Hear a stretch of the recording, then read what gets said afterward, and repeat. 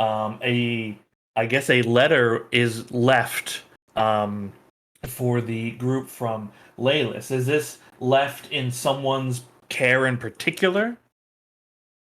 Uh, Not necessarily someone's care, just in Laylis's like on Laylis's door in a noticeable area, but not like somebody would grab it going by.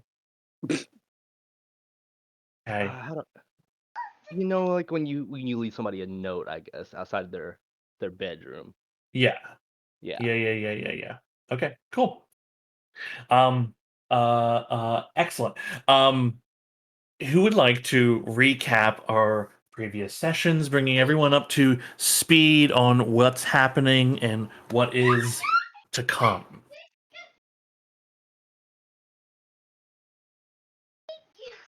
Um, I can do that if I'll give someone else a chance first. Oh, I'm good. Somebody else got it. Sounds Oh. like you, man. Okay. Um, so we got up the next morning to meet the Clentinthilar. Fuck, I've been practicing and I can say it when I'm not thinking about it.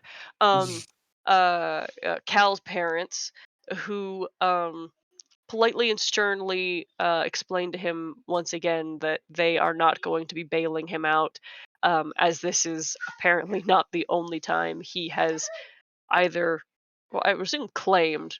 I don't think he's has claimed that he has been killed and needs to be um, assisted financially, um, and that led to a heartbreaking moment with Cal. Um, we had we were able to make it to the Arcanium, where we met dear old Beckmo Dim Fettlework, and also caught up with Baracus again, explained our wolf situation, and Beck indicated that the only thing that might be able to salvage our elven friend would be a deal with a fiend or a demon. Primordial being. Yeah, A, he is a a devil? devil. Yeah, he is a Devil, devil. okay. Yeah. Um, which they, this particular one, I have his name here. Calvroxus the Rotten, Sublord of Filth. Um, a gentleman from a bygone age that has been captured by Baracus's friends, possibly also him, members of the Arcanium, and has kept a deeply guarded secret under the Arcanium, such that even mentioning it to um, others within the Arcanium could get him into a lot of trouble. So we have been sworn to secrecy. He Calvroxus asked in exchange for the miracle cure for Laylis that we all offer him a drop of blood. That was unquestionably something some of us could not do. Um, and However, enough blood was offered that the ritual was able to be performed. Cal sort of led the way on that one. Uh, we performed the ritual. Laylis crawled out of the body of the. Uh, I'm sorry, I'm getting over something still. Out of the dire wolf, um, and promptly returned to his. I don't want to say murderous self, but definitely like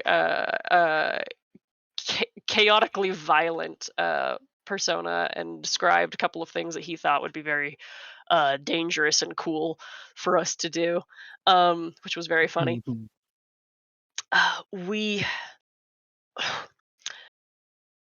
then had a bit of, I don't want to say an argument, but like a confrontational conversation that was talking about the things to do next, um, uh, and how some people were feeling offended and hurt, by how things have like how we have all been communicating with each other, which was accurately vocalized.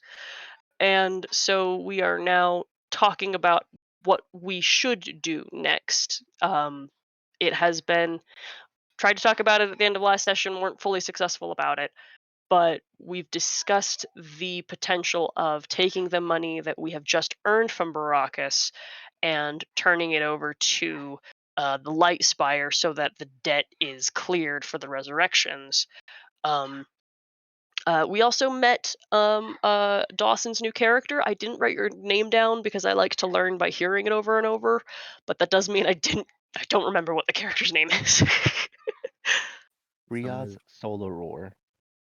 Right, first name again? Riaz. The spell Friaz? Free. Free? the spelling is in the letter he left us in the chat. Oh, it is. K-I-I-O-Z. Okay, thank you Kriaz. very much. Yeah, we're in the bullying Kriaz phase of our new friendship. The hazing. You are in the bullying Merv is in the phase. bullying phase. He led with tried I'm a to battle run his master. I don't pocket. know what to do with this information. You He led tried to with run his pockets. he led with straight faced I'm a bit of a battle master myself. And then proceeded to say, and I have no money. I mean, Which was a lie. he had less money. But yeah, a little bit of hazing. And then we all went out for a night out. And I think we're recovering from that at this point. I don't think we ever Cool. actually made it out. I think we hand waved that we were going out. Yeah. Yeah, Because I don't think any of us want to role play brothel time. yeah, No, you all no, had I agree, I'm a just wonderful. saying. Yeah, you all had a wonderful evening in whatever way you see fit. I taught Sounds Chorby to good, use Brazil. silverware. It's a successful night. They melted most of it. Yeah. Oh, you should give him Cal's his like tasteful spoon. Oh, Well, he has no mouth, so he cannot taste. He has no mouth, yet he must taste. I assume like the top of his pot was like the key. Oh, I didn't put taste buds in there, so no. Yeah, not yet. That's horrible. Not yet. Okay. It is the morning of the 26th of chess. Several days after the events of Karakara, only 2 days after the resurrection of your allies. You all have, as a group, choices to make, right? In terms of what your next courses of actions shall be. This also includes, whether you allow your friends the time to rest, or you begin whatever it is that you feel like entering into. But we open on the morning of the 26th of chess. Let's say, for expediency's sake, you're either getting, like, stepping out of the brothel, or you stayed at a tavern nearby if that's not something you wanted to participate in, and you are all, like, standing out in the street, having gathered your things. You are all together.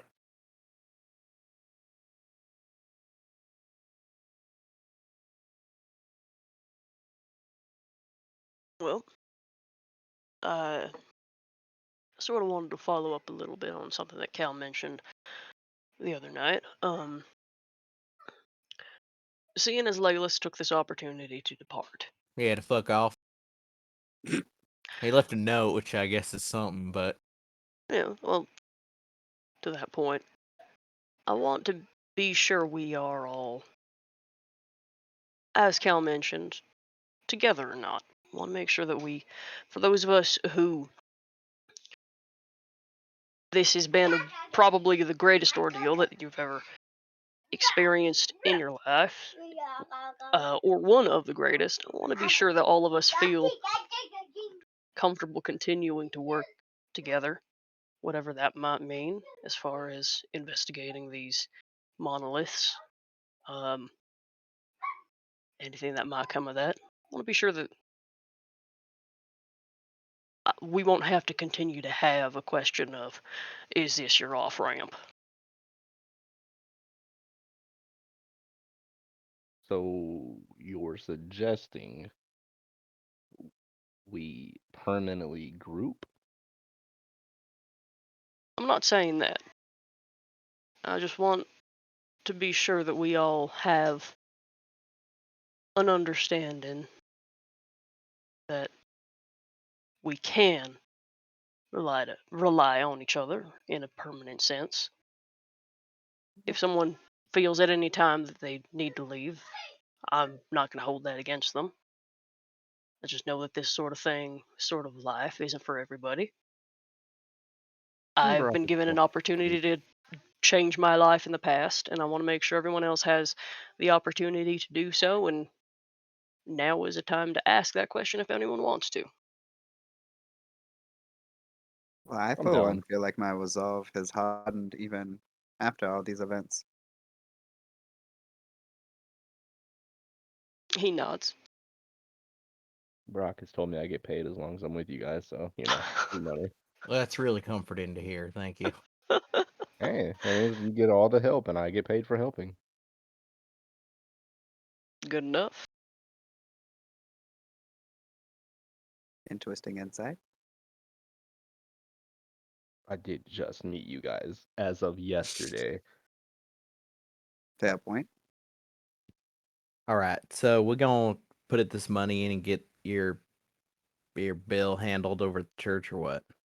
Well, I don't think my question got answered. I thought we just did. I want to Look, give everyone hate the to be- opportunity to be honest. I hate to be the pubes floating in the hot tub here, Oh Christ! Sorry.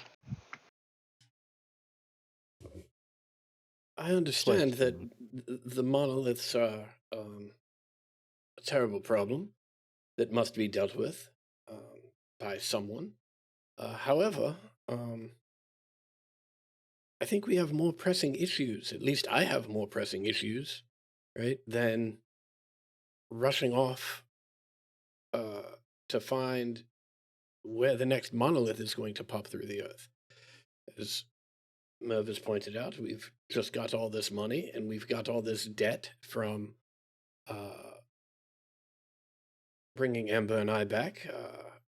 I think we need to pay that so that we're not indebted to the church. I'm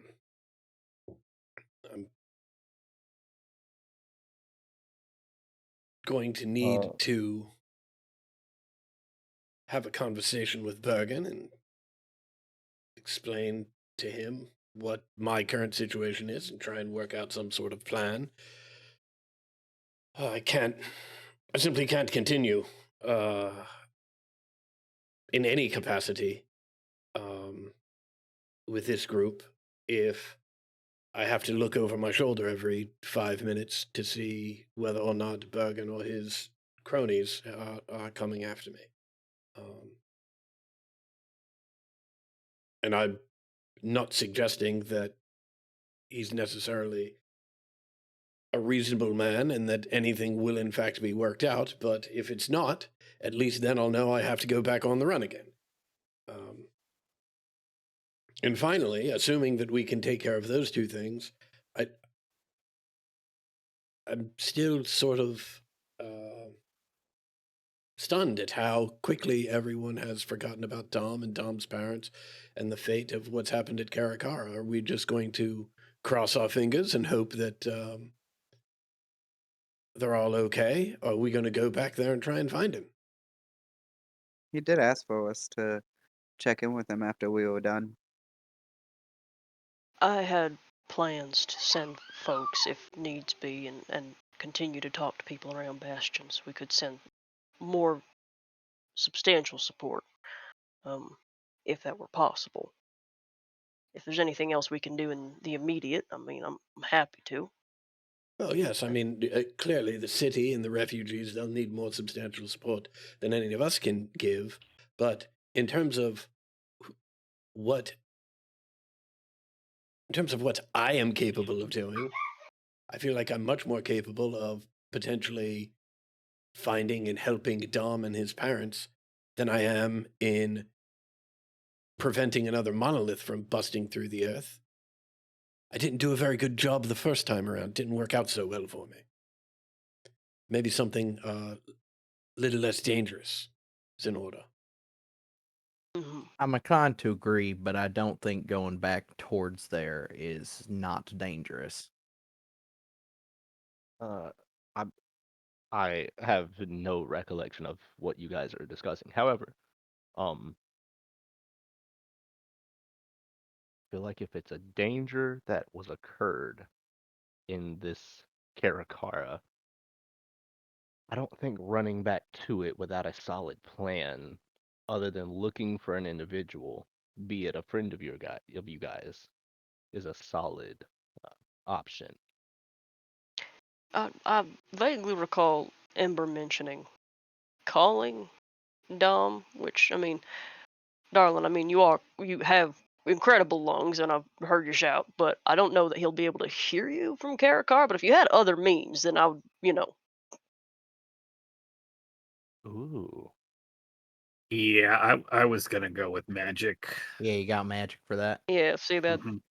Yeah. and that might, if we're lucky, might be enough. If it's not, then we can go from there. My vote for a short-term action plan is if we're going back up that way, we pick up a slaying gig. We need money. Well, money and research and development, but that latter one's more for me than it is for any of you. Mm.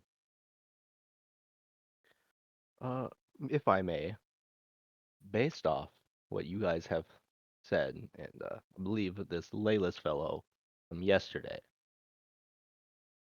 your debt to the to this church.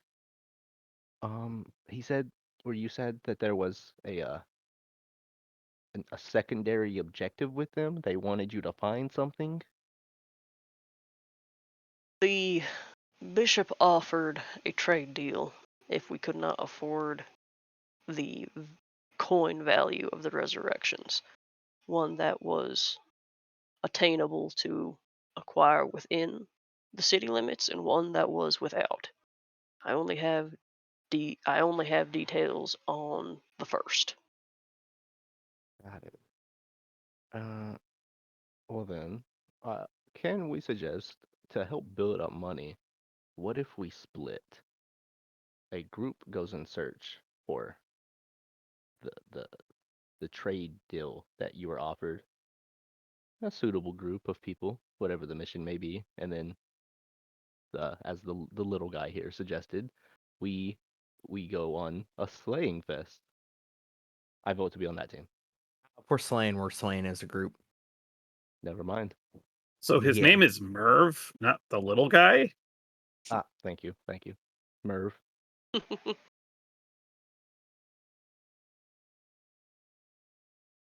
Ember, how are you feeling? Pretty good.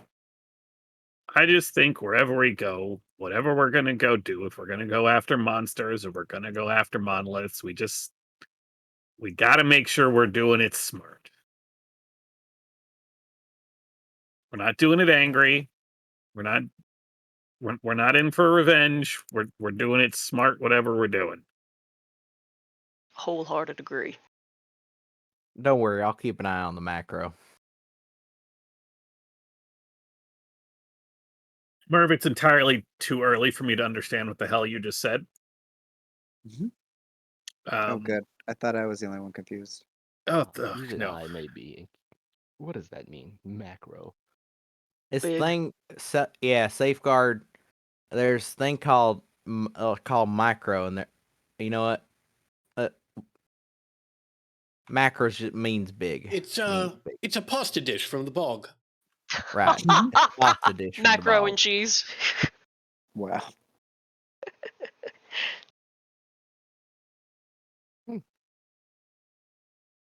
Yes.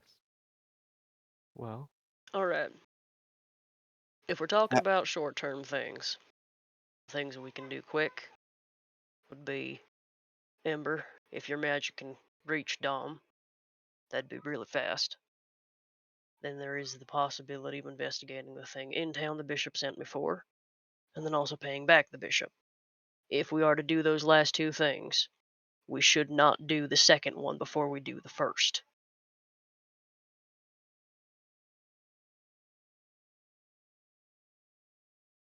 If we pay him back before we have the opportunity to find what he has sent me for, then he's going to continue to look for it after we possibly leave Bastion, whatever that might mean.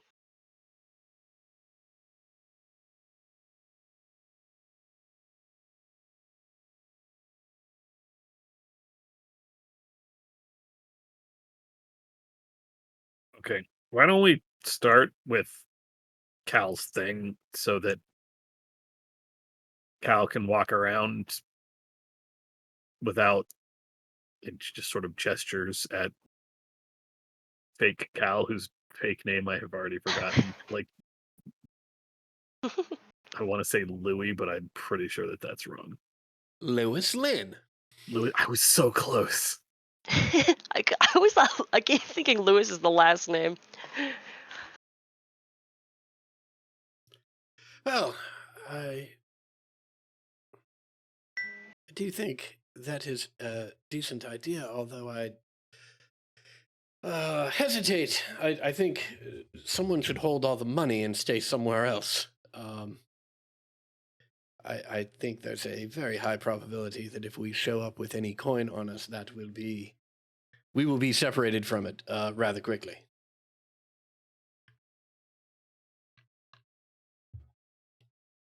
I think that's very smart.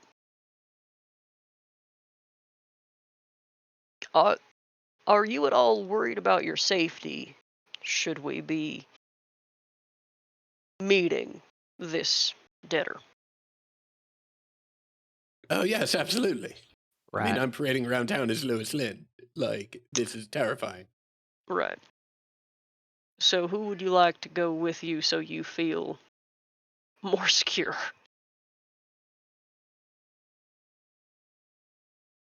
Well, I don't know. I mean, perhaps it's best if everybody comes and, I don't know, waits outside or something. Maybe I can make a run for it, or maybe, if you stay by a window, if things get really hairy, I can zap a couple of you in. Yeah, I'm not leaving your side right now. That sounds horrible. I just Yeah. want to make sure I don't have to break someone's face. Wonderful. Then we'll all go together. I just want to be clear, the both of you, again, physically, how are you doing?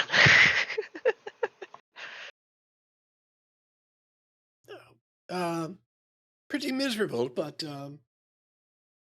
such is the case. All right. Well, I just need some What? breakfast to be fine.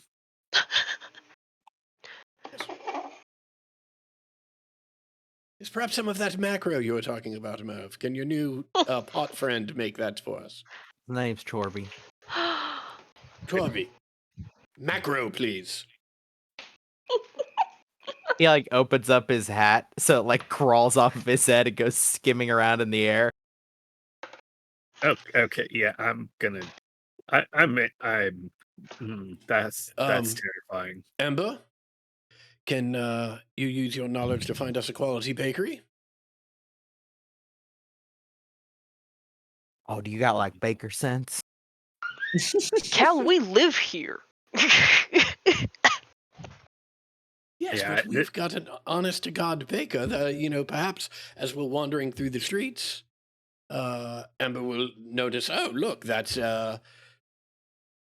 such and such technique pioneered by the great baker Florge Birkin. You and I would never know that. You have an excellent point. Okay, but most baker. Hold on, I will kick in the door to wherever I just walked out of. Hey, Hey, yeah, Candy. Where was that place you told me to get food? Oh, it's just you take a right from here, you go down till you see there's a big yellow building, smells like lemons. Oh, the Greasy Chin. I know the Greasy Chin. Come. Greasy Oh my chin. God.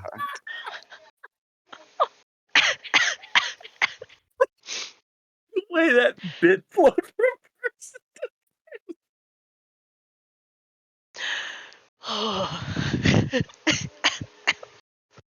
All right, you all have breakfast. Which brings up an interesting point. Existing in the world costs money. If you for basic living costs here in the city, right? It's a gold a day to cover. Like if you want to be enjoying food and drinks as you're doing shit or during the day, right? We don't have to go in particulars unless you guys like want to spend time like RPing a lunch or whatever. That's up to you. But like if you deduct a gold a day, that's you taking care of your food and stuff while you're here. Now, if some of you wish to provide like water for everyone, if someone chooses to do that, then you can bypass some of these costs or lower the costs, as it were. But you would have to stick close to those who can provide such things because you do need to eat and drink throughout the day. If you are eating your rations, should you have any, then you can again lower the cost of this sort of thing. But at some point, your rations will run out, of course. And of course, rations, just so we all understand, is mostly like twice baked hard ass bread and like crackers and granola. It's actually not good. Yeah, but it costs half as much. Yeah, but it is cheap. It is cheap. Also, So- most of us gave up our rations when we were in Yeah. Dunville. Yes, most of you did, but some of you might still have them. I guess who forgot that when I was trying to remember if I'd tracked rations on our way from Karakara to Bastion. Yeah. So roughly a gold a day is basically your living costs in order to enjoy yourself while you're here in the city, right? Food and Yep. drinks. How many days have we been in the city? So far you've been here 2 days so far. Okay.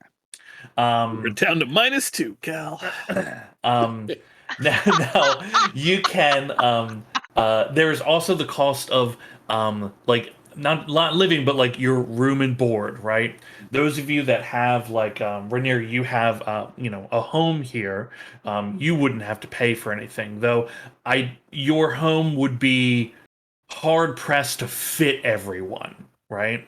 Yeah, Certainly definitely. not accommodating at all, really. Yeah. I'm happy to let people stay at my house, but there's 2 rooms, like 2 bedrooms and like a living room. That's what we're That'll working do. with. Yeah, You can you can tent in the yard. That'll be Hell yeah. Yeah, it would be very, very cramped. Most of you would be sleeping on the floor, right? Those of you that wish to, this is a large town. There are inns all over, right? So if you want to like live nice, live fancy, the upper echelon of hotels and taverns, right? That's a golden night, right? And that's like servants will attend to you and that kind of thing. Otherwise, you're looking at like 5 silver for the average stay. You could slum it in Sprawlant Row to the east. That'll get you for like 2 silver, but the risk of theft goes up. You've suggested yard tent to me, and now I want nothing more than yard tent. I'm happy to have you in my overgrown yard. I haven't been here in years. I've got to dust cover everything.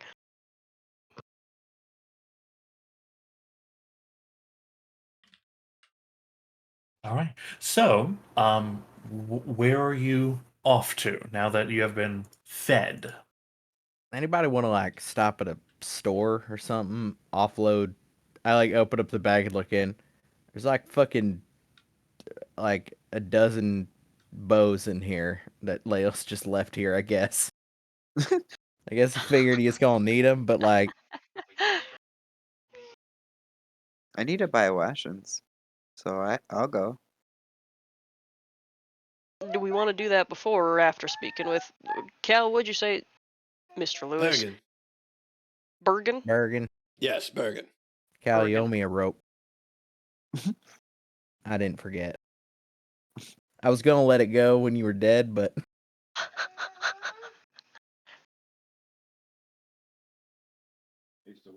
also we got some like gems and shit.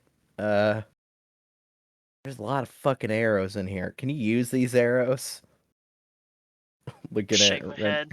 Fuck. Anybody here shoot bow and arrows? Right, so we're selling these fucking arrows too.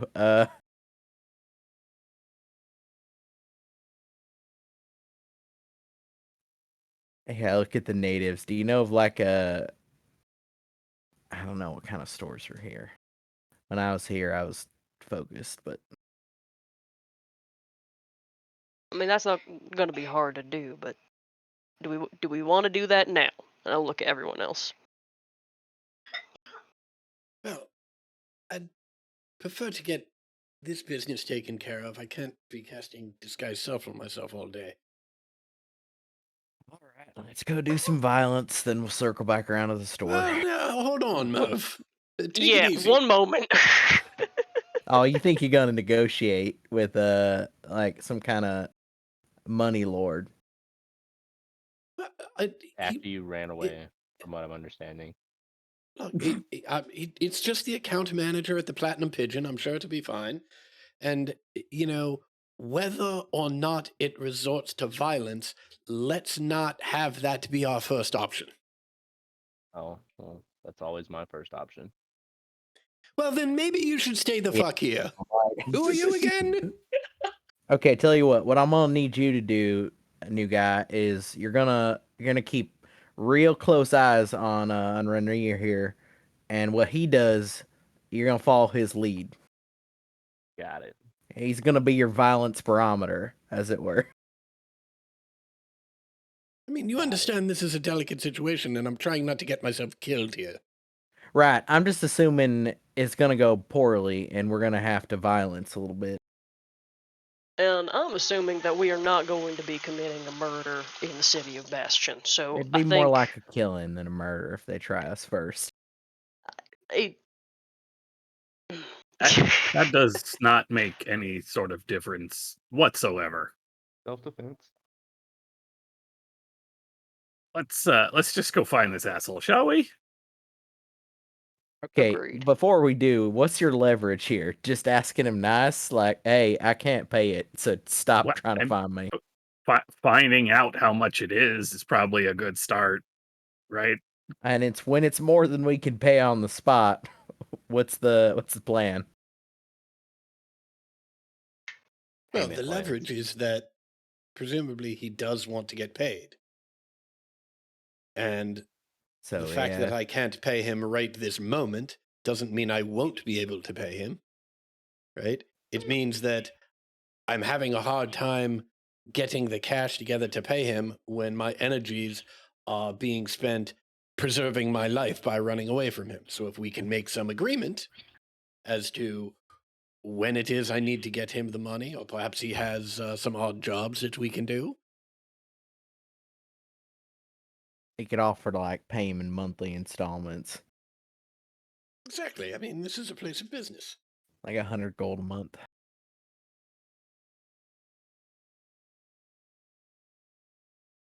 I can't be the only debtor that the Platinum Pigeons ever had. It's one of the most well-established gambling houses in town. I mean, the collections in my case have been a little aggressive, but I'm sure it's all a misunderstanding. We'll get it worked out.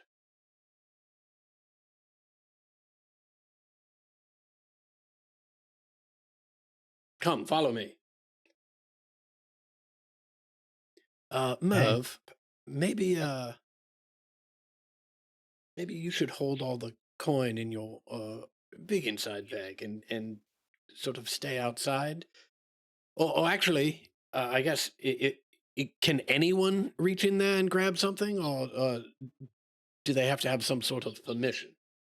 I mean,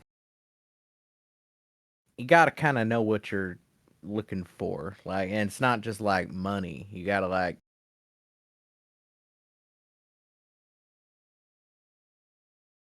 Okay, very well. Well, let's. I'll put all my coin in there.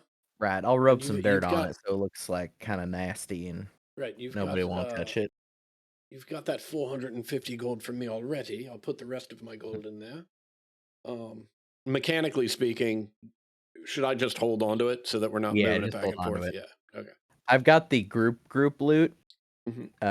but otherwise, all of your individual bits of gold. If you want to tell me, like, write down on your inventory somewhere that they're in the big inside bag, Okay. just Yeah. for your reference. But Gotcha. yeah, we don't need to pool it all in group loot.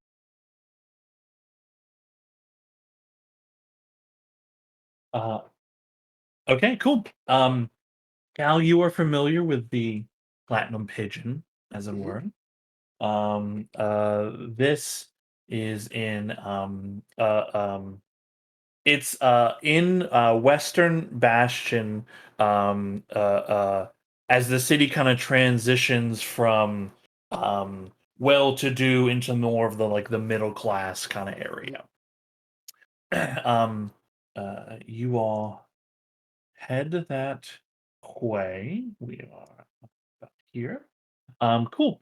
You all head that way, and you see a a fairly nondescript building. Mainly, it just looks like housing. But you see there are two kind of burly-looking gentlemen that are like they are not inconspicuous the way they are standing guard at a set of stairs that leads down to like the cellar of this particular set of buildings here. Um, Cal, you know them to be the bouncers of the Mhm. Platinum Pigeon, and you are in disguise. Yes. As I round the corner, or just before I round the corner, I'm going to drop my disguise. Okay. Very good. And all of you are in tow, right? Okay. Cool. Yeah. Stuck next to Renee. Okay. We're You walking next to Cal. Yeah, you approach the two bodyguards. You see like there are several people, like going down in, and a couple people coming out as well. Right. Cal is waving at them and calling for their attention as he turns the corner. Very good. You gain their attention. They both look at you. It's Yeah. kind of a burly looking human, and then a gnarled faced half elf. Good morning. Good morning. It's wonderful to see you both. I was wondering if Bergen is in. Kalawunax Cleft Tinthiala. I'm sure that he would like to see me. We have some business that we need to conduct. They both look at each other, look at you. I mean, Bogan's a bit busy at the moment, but Oh, but he is inside. yeah, the boss is here. Wonderful, wonderful. I'll head in, and I'm certain that we will be able to. I'll be able to speak with him once he knows that I'm here. And- They like give you a look over just of like, are you all like, are you all vagrants or not? They seem to be satisfied with your dress and state of affairs. And say, all right, but no funny business in there. Yeah. No, of course not. Just a little business, maybe a little drinking, maybe a little gambling. Well acquainted with the decorum necessary for continued patronage of the Platinum Pigeon. Come, everyone. Let me show you around. Cool. They part ways to allow your retinue in. And in in the Platinum Pigeon, in the Platinum Pigeon.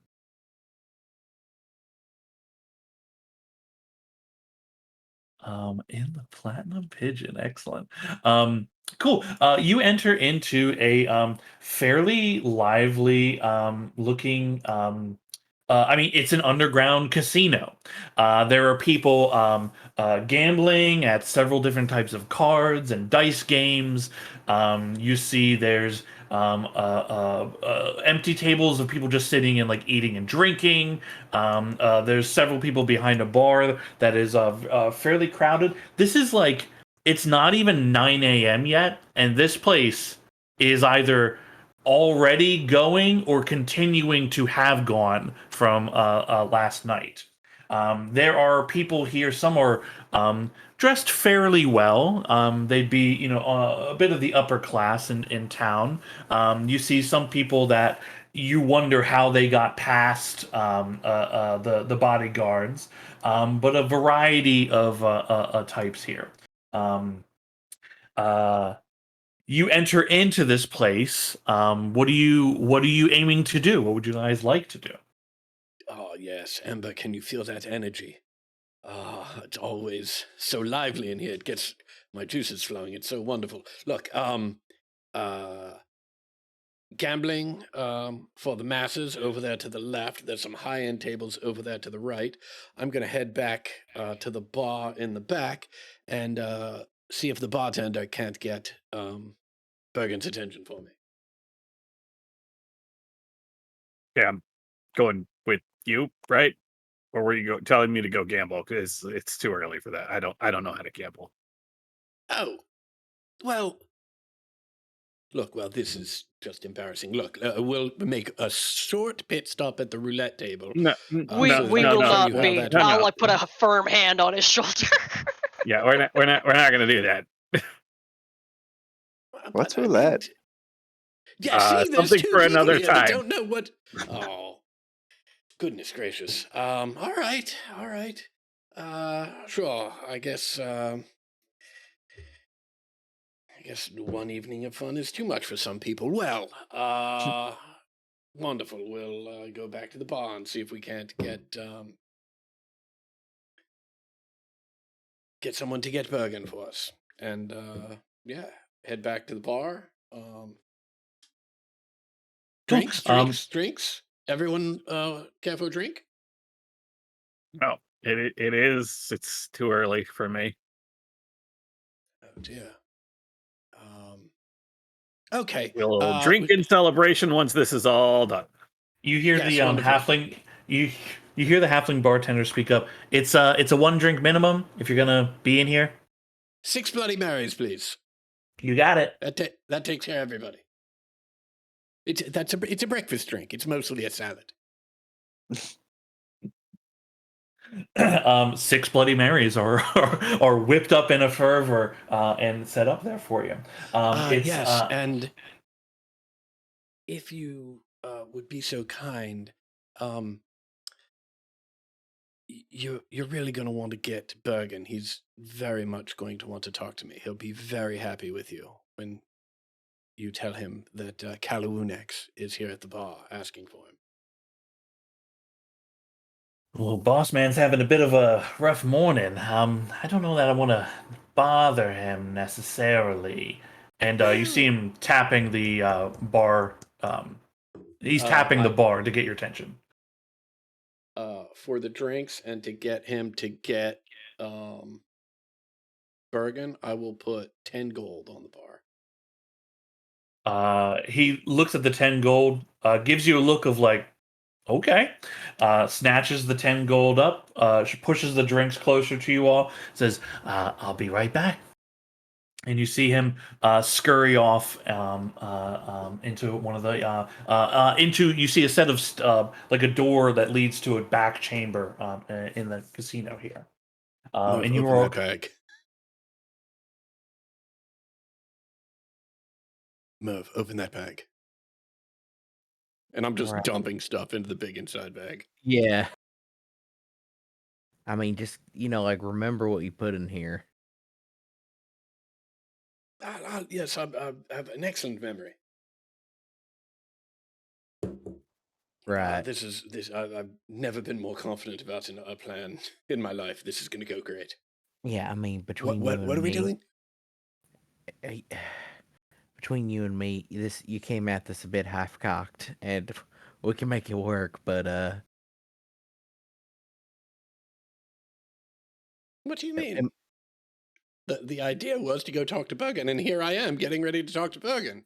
Right, but you didn't. If anything, that's a full cock. No, that's okay. It's like a 3/4 cock, right? Because like you didn't figure out how you're gonna stick the landing on this one. You planned up the whole night. You figured out what you're gonna do. You didn't. Well, yes, but I don't know what he's going to do. I can't. I'm not a mind reader. Have to play it by ear. I mean, how long has he been hunting you? Okay, has he been hunting you, or has he been like politely asking after you? Well, I mean, I think those are questions that Bergen will have to answer. Okay, but you don't know personally. Well, I know that he's been looking for me. He went to my parents' house looking for me. I know that at one point he had me by the throat, and I had to escape and run out Okay, of that- town. Oh, really? It was quite thrilling. Doesn't sound friendly. Well, I don't know. Perhaps it's a bit of a cat and mouse thing. You know, he's probably bored in his job usually. People just quaking and handing coin over and weeping a little bit. This adds a little excitement to his life. He'll appreciate it. Oh. So it's like a kink? Oh, perhaps, but once again, better question for Bergen. I wouldn't want to make assumptions.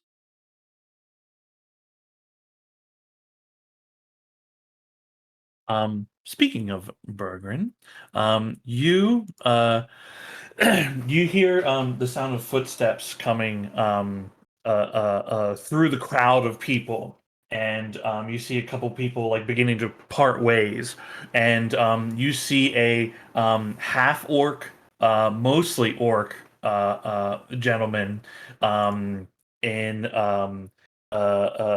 like he has it's like a mixture of fine clothing, but like metal pauldron stretching over the chest, flanked by two bodyguards. And he approaches the group of you, eyes on Cal. I will show you. This is this gentleman, scarred face. He has a surprisingly like friendly looking smile, but there is menace in his eyes. Walks up to you, approaches and says, well, we have a Callywoon axe. You got a lot of nerve walking in here. Well, Bergen, it's wonderful to see you too. It just so happens that our little game of cat and mouse I'm going to have to call to an end. There have been developments in my life that have taken greater importance than our little tit for tat. And so I am here, hat in hand, to come to some agreement and let you know that I have every intention of paying you back in full. And by doing so, and coming to some arrangement to make sure that that happens, perhaps allow me to get on with those things more important in my life. I never thought I'd say there was something more important in my life than the platinum pigeon, but here we are. So, what say you? Shall we begin working out the details of our arrangement? You got me money. Oh no, not at all. I died recently, and as per my instructions, the money was spent to bring me back to life, because it was only a small percentage of what was owed to you, and I knew how important it was that you get all of it, that I couldn't stay dead and leave you holding the bag on that debt. So, spent the money I had accrued in an attempt to get all of the money back to bring me back to life so that I could once again start amassing the coin that I owe you. What was that total again? Let me get this straight. You came all the way back from the dead to walk in here and tell me you ain't got my fucking money?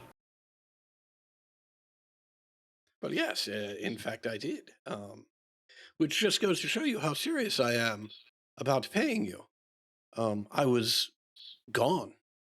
I was both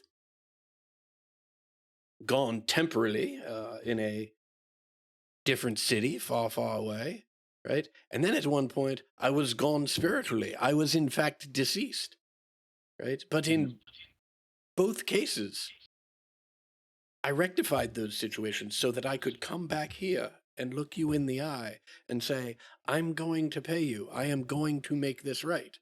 But in order to do that, I can't simultaneously be running from you. We shouldn't have run in the first place there, Cal. You should have stayed here. Maybe you wouldn't have died. Well, yes, that thought has occurred to me, but You know how much time my boy spent looking for you?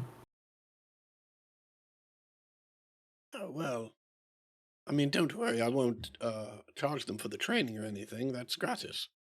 Oh, time is money, Cal. Right now, you've wasted a lot of mine so far.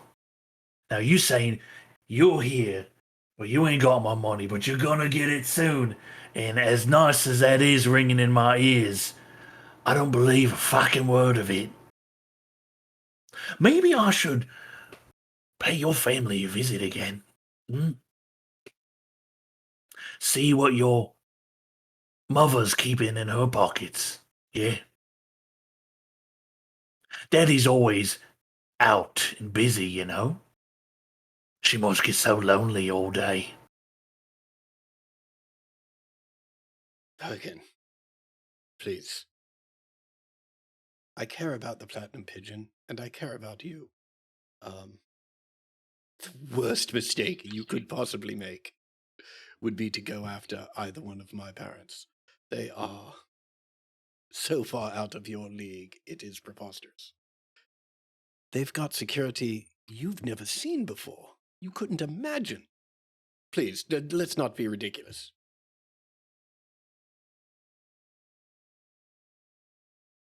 Just look. We'll make this very simple, right? Perhaps as a side effect of my return from the dead, a little foggy on the particulars of what it is exactly that I owe you, but you share that information with me. We work out a methodology by which I can get you that money, or perhaps there are other things that you want, or other jobs you need done that you just don't have the skilled labor for. Well, I am quite skilled. You see him turn to one of the bodyguards flanking him. A kind of a little goblinoid looking guy. Like a mix, but like didn't quite make it to hobgoblin. Still in Okay. that in between phase, right? Right.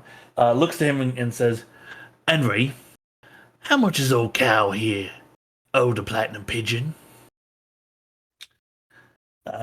Well, okay, hold on a minute. You see, reaches into his pocket and flips through a few pages on a notebook. Okay, yeah, all right, base amount loan, plus, time, there's the compounding, interest, daily. You hear that, Cal? Daily interest. Total comes out to be 19,742 gold pieces.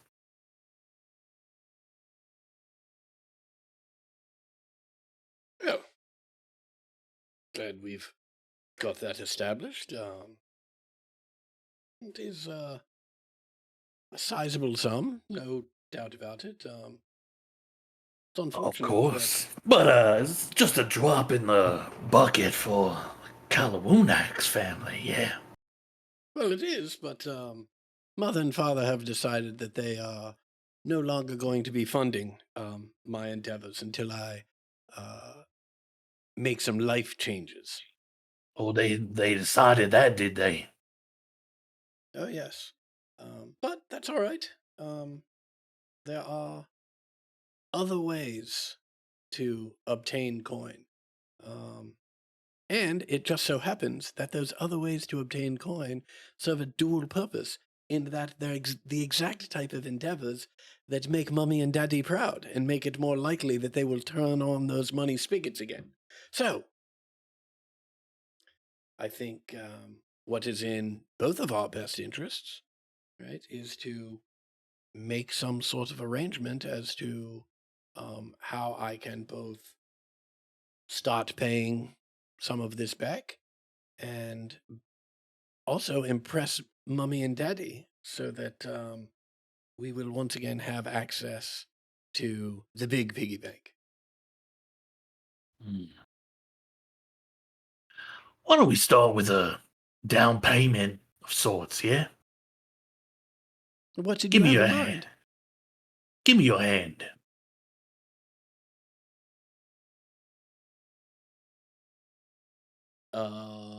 Yeah, Cal will give him his hand. He grabs hold of your wrist Mhm. and says, "Pick a number between 1 and 5."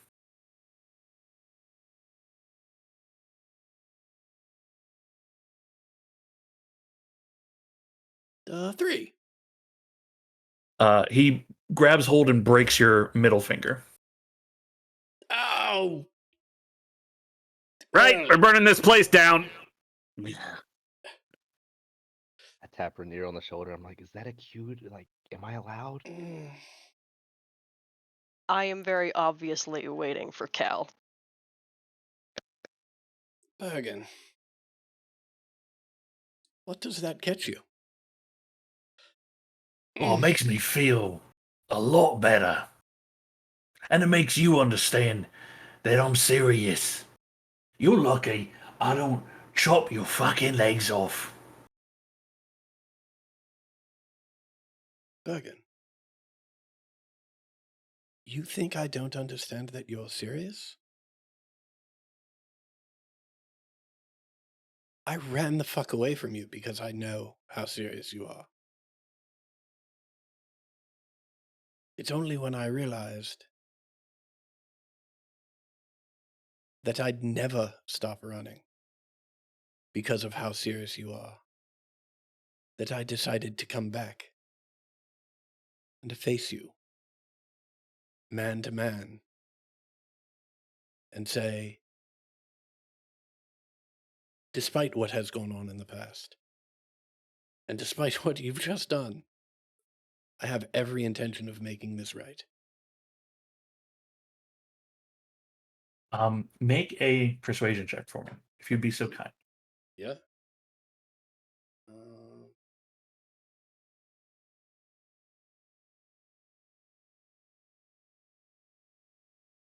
That's 13. 13. Okay.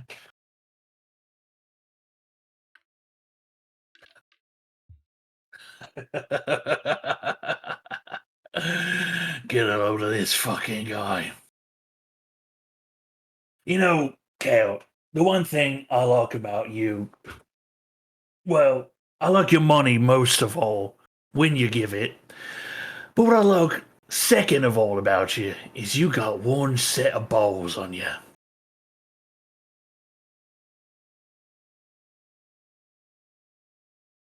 Here's how it's gonna be. You leave town, and the next time any of my boys see you, we'll fucking kill you and your family. You understand me? I do?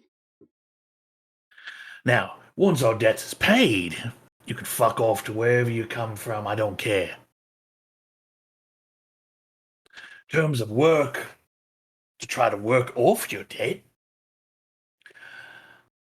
I know. I got some things in mind. Details that have to be worked out tomorrow. So, Wonderful. fix your fucking hand, get out of my fucking casino, and I'll see you tomorrow morning.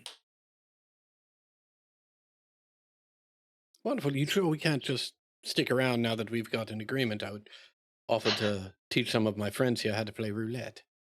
Oh, you need me to front you a little bit?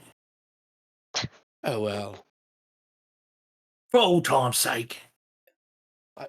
I don't know. Does anybody need an advance? No, it looks like they're just fine. Perhaps and Cal's like holding his hand with a broken finger like under his armpit. Looks like you've scared off some potential customers. You really should work on your charm, What? Bergen.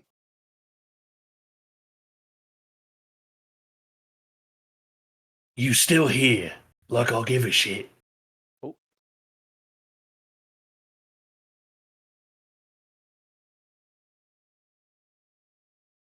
Go Very on. well. Fuck off. Always lovely to see you. See you tomorrow. Looking forward to it.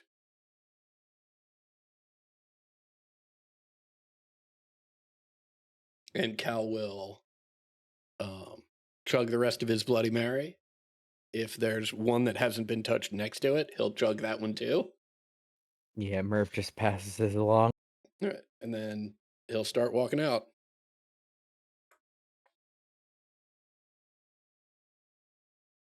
Bergren and his bodyguards eye you all as you leave. You can hear the sound of laughter breaking out amongst them. And the casino quieted down certainly while this interaction was taking place. And as you are exiting, the sound of dice clacking and people cheering begins to rise once more. And you exit out of the Platinum Pigeon back into the light of the morning. Oh, sweet Jesus. Oh, good. Well, at least I can walk around Bastion without worrying about getting my head bashed in. Yeah, You so want a splint? that could have gone worse. What was that? I'm sorry. You want a splint? Yes, something, please, anything. Yeah. I'll start working on bandaging you up a little bit. You handled that well. Thank you, Seamuff. Wonderful plan. I mean, do you want me to firebomb it? Well, not right Way now. ahead of you. Oh. Look, I appreciate I it. mean, And I'm not I could saying wait it's till- not going to be necessary at some point, but for the moment, perhaps we can move on and just enjoy the fact that at least while we're in Bastion, we won't have to endure the painful sight of Lewis Lynn any longer. I mean to ask. They were calling you Lascivious Lynn. Is that like a nom de plume or Well, I have many. right? Also, to be clear, when I talked about firebombing, I was gonna send Shorby with some oil and like. I'll I mean, remind everyone here that we are drop it. still at the mercy of the local law enforcement. I mean, I'd wait And till night and I'd have him And fly over. clearly, Kevin. they're doing a bang up job. Honestly. I wouldn't get caught. well, I understand, but as difficult as Bergen is, and I would not mind seeing him removed from this particular equation. I'm really rather fond of the Platinum Pigeon. I'd rather that not go up in smoke. Oh, so just him. Got it.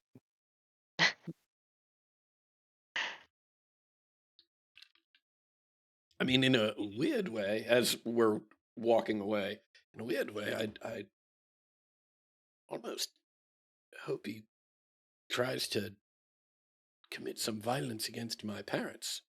He will end up in a deep, deep grave far away from here. Would not end well for him. Okay, now that we got that done, is it store time or paying off your debt at the church time? Paying off debt at the church is the last thing. so we can go to the store. Right. Okay. I guess while we're walking, everybody okay? How we pitching in on this church I, thing? I mean, I still vote. I mean, I wasn't there for any of this, but I vote that you guys take the second route and find his thing that he wants and pay it off that way. Okay. Well, I publicly vote against getting extorted. And just sort of, paying the money part of the extortion and not the doing a crime on his behalf part of the extortion. Not that I'm particularly against the crime, I guess. Leave sounds like- every evidence in his name. Ooh, Yeah, it sounds like, and Rainier, if I'm wrong, let me know. Rainier just wants to know what this thing is, not actually get it for this guy. But Correct. we kind of need to look into it first. Honestly, if it results in a fuck you for this guy, where we look into it, get it, and he doesn't, I'm all for that. That is my personal preference, but it sort of depends on, again, the situation. You Okay. got it? The question remains though, how we handling the getting 3,000 in your hand?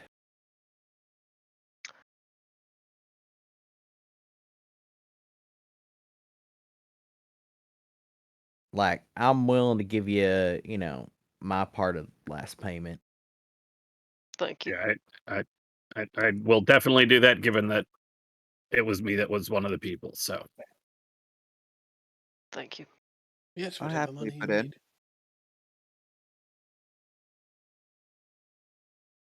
Are we still maybe finding that thing? Yes. I mean, yeah, but it's now like a separate thing to the paying it off thing. Right. we'll Yeah. regardless, we'll still need the 3,000.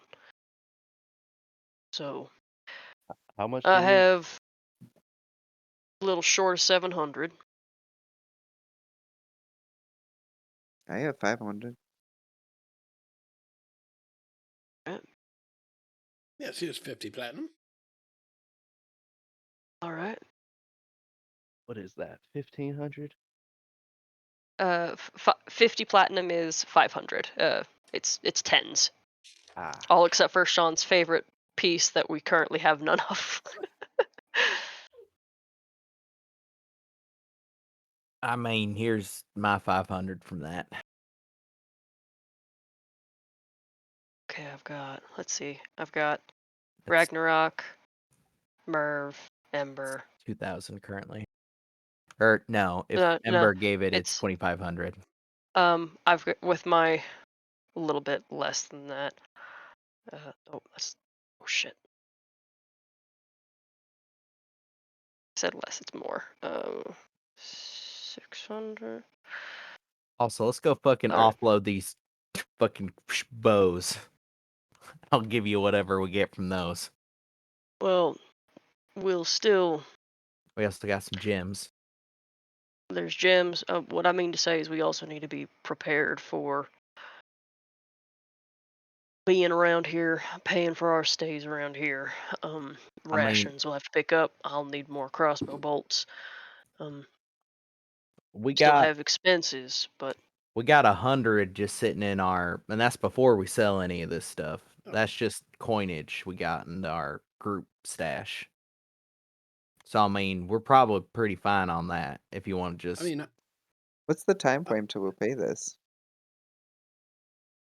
Because we could There- always take another job. I vote. the sooner we do it, the better.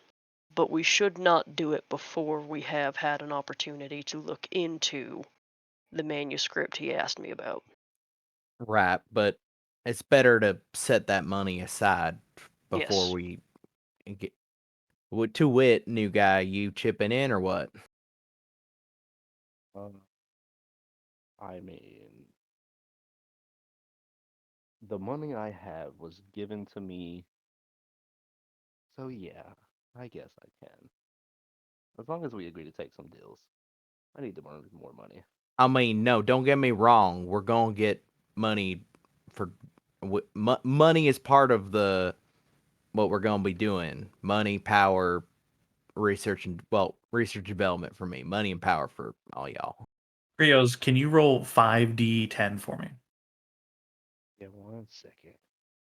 Before Krios offers anything, and before we pull any coin from the big inside bag, we're sitting at 2,600. So we're Right. still 400 short. You said 5d10? 5d10. Yep. What is this one? First, let's go to a shop. Let's see how much I can throw in on our like group ration. Probably I'll just handling rations that for wrong. us. Pick up like 30 rations. Just dump them in the bag. Merv, can you pull my or can I pull my 450 gold out of that bag? Yeah, here you go. Thank you. Yeah, think of the pouch that it was in. Thank you. I'll hand 400 over to Rainier. Krios, you have 310 gold. Oh. You have lived in the world. Is that in addition to the money that Yeah. Layla's 'cause, left? Layla's in the note left his gold. Right. I mean, you can choose to leave your gold if you want to. Mhm. That's like for like one character to a non-related character, it's kind of a taboo in the game because it's like, why would you do that, right? But yeah, hey, I'm not going to give you a hard time about it. But Krios himself, like, you would have gold from living in the world and existing, and you are a 5th level adventurer in the game. You're going to have gold, right? In fairness, the only gold we know you have is 500 gold from Layla's. Yeah. That's So the I only will- gold we could speak towards. We don't know about your 31. We don't know about your 300 gold. I was gonna donate that if it was needed. I don't know where we're sitting at in the group fund here. Don't want to pay the church. As Cal dumps 400 gold into my hands, that gets us to the 3,000. And I'll just say, you're a good man. Mm-hmm. Being in debt is No, not you. Cal's a good man. Being in debt's a problem. Mm-hmm. Best to try and avoid it. I'll Let- smile and try to get all of these coins somewhere safe. Yeah, put them in one pouch and then put them in the big inside bag, like in that pouch. You could like Got 'em. empty your pack, like your adventure pack, and like fit it all in there, right? Mhm. Yeah, and then shove that inside. Okay, oh, never mind. We're good. All right, so we in have I'm gonna put it in the group loot at the bottom, which is just we have 3,000 gold collected from all hands that were interested, marked off of everybody's respective character sheets, yes. right? Yep.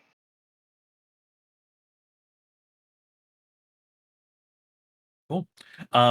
If you for the in terms of like selling off the gear, it's Yeah. half cost of everything. So whatever it is in the player's handbook, just half that. For arrows, if you get 20 to a bundle, then just half whatever that is, right? Okay. And so I'll yeah, I'll leave the math to you to figure out. I'll work that out because we also have some gems. I guess everybody check the gems that are in there. Does anybody need those for spellcasting shit? We have like an emerald and 2 garnets. Nope. Okay. Yeah, and obviously your gems go for whatever the normal price is. Yeah. Okay, so 3 garnets worth 25, mark that off. 2 emeralds worth 50, mark that off. Short bows cost how much shit?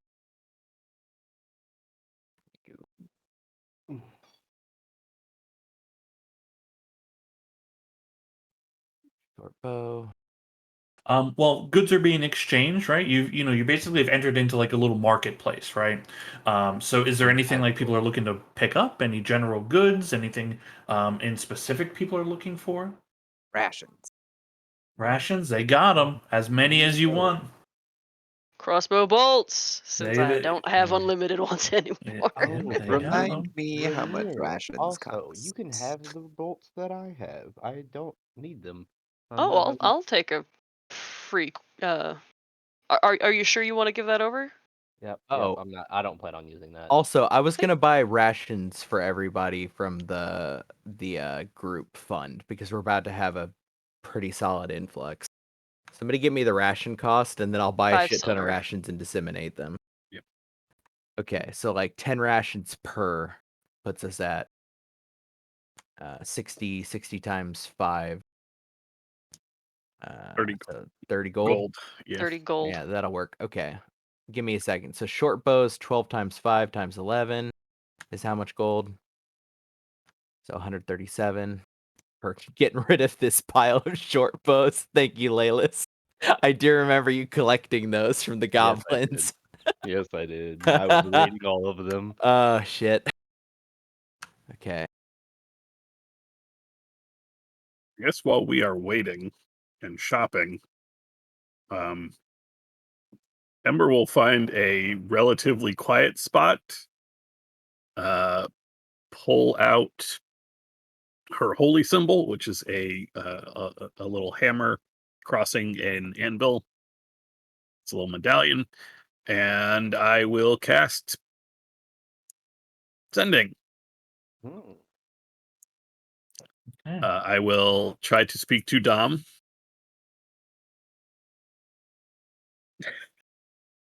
How many quivers begins to shed? I don't. It doesn't matter. I mean, I don't know. My plan is I can buy a couple and just shove them in the we big could put a inside couple bag. in there. That it's just sounds a- great. Yeah, it's just a matter of like, in combat if I'm down to.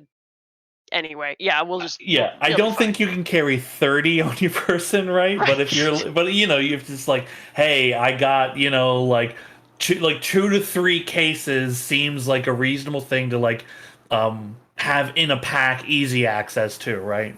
Okay, and Um, we'll hand wave between battles or whatever. Me getting yeah, shit. yeah. Okay, thank you. Sorry. Yeah, no, you're good. You're good. Okay, casting sending to Dom. Mhm. Doug, are you there? Yes. Okay. We have not discussed Dom's fate. Yes. Not yet.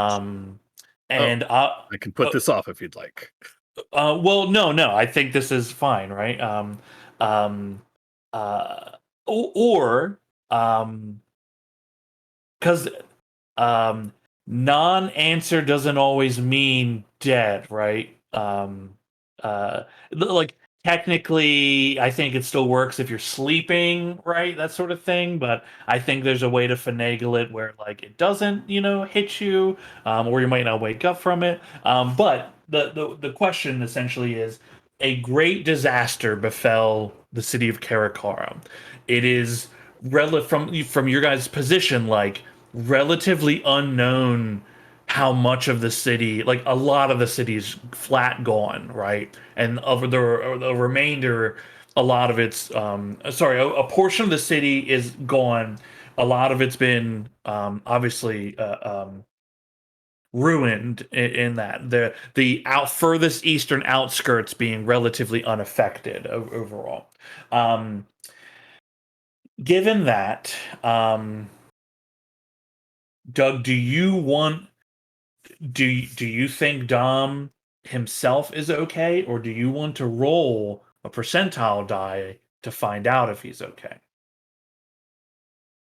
I want him to be okay because he's my backup character. But if you Okay. want to roll a percentile, I'd be willing to do that. No, I just wanted to give you the opportunity to gamble his life, all right? Yeah. Given the context of it. But I did think about it and like above table. Like I want to say his parents didn't make it, but he did. right, okay, okay. Dom, you hear ascending. You hear Ember's voice. Ember, what is the message you sent? Hey Dom, it's Ember Prime. Are you okay? How are your folks? We're alive and in Bastion. Long story. Tell you when we see, and then runs out of words at you. So it's just tell you when we see. Then he responds with, "Hey, you guys are okay. I don't understand. I felt your spirit. No matter. I'm okay with I'm okay, but the devastation here is real. We need help.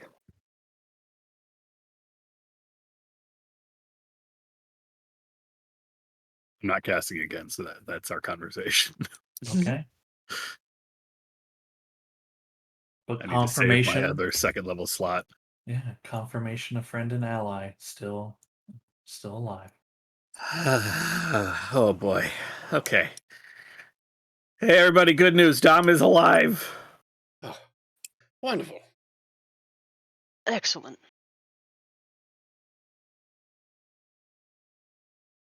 How did he sound? Distant, magical, and in need of help. Oh dear. Well, but alive. That is good. Hmm.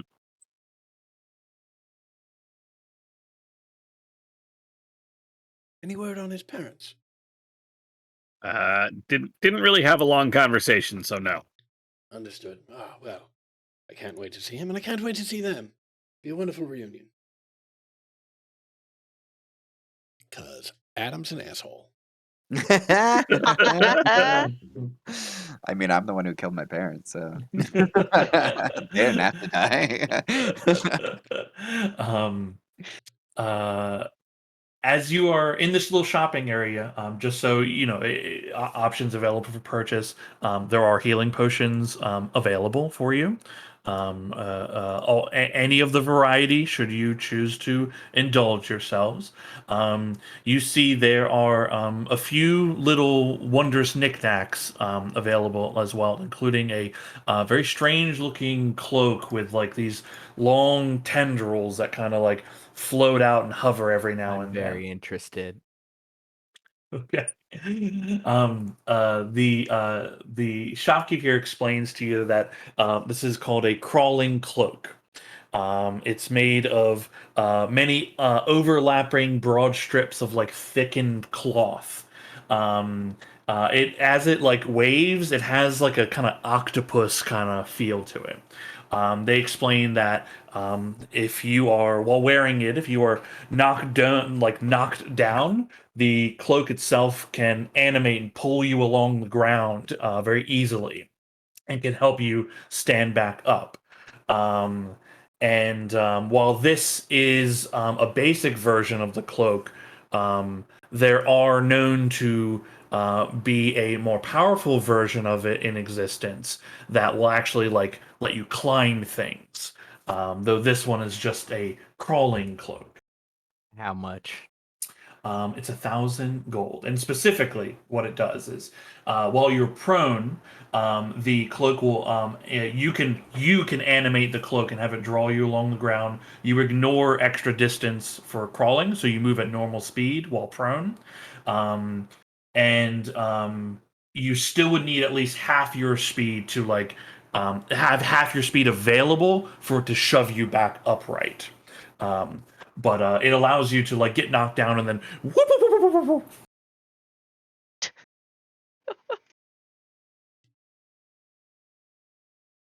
Yeah, Merv will just be like, can't now, but noted. Very good. You Mhm. also see you also see a deck of cards. Oh God. Um, you see a deck Cards, of you say? cards here. Oh, Jesus Yes. Christ. You see a deck of cards. This deck is it's a deck of strange illusions. Um, each card pulled will create each card pulled and then when tossed on the ground will create an illusion of a creature. Um, However, there are several cards in here that when pulled and thrown, whatever illusion is created is an actual real version of the creature summoned into existence. And while that creature is immediately hostile to you, you on your turns can make free actions to control them and then turn them against your enemies or make them do something. Once you gain control, you maintain control. Um, and then the creatures disappear X number of rounds. But the things it can be are anywhere from little gnolls up to full fucking dragons. Costs 1,000 gold.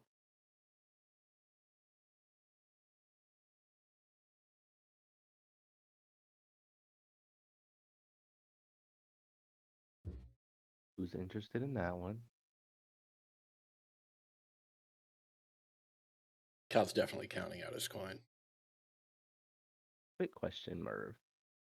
Hmm? The rations. You already bought all those, correct? Mm-hmm. Okay. I mean, you gonna chip in on them? I'm looking through things. Because I bought them for everyone, but it's occurring to me that you weren't present for any of the events what got the coin put into the bag. Sure wasn't. Mm-hmm.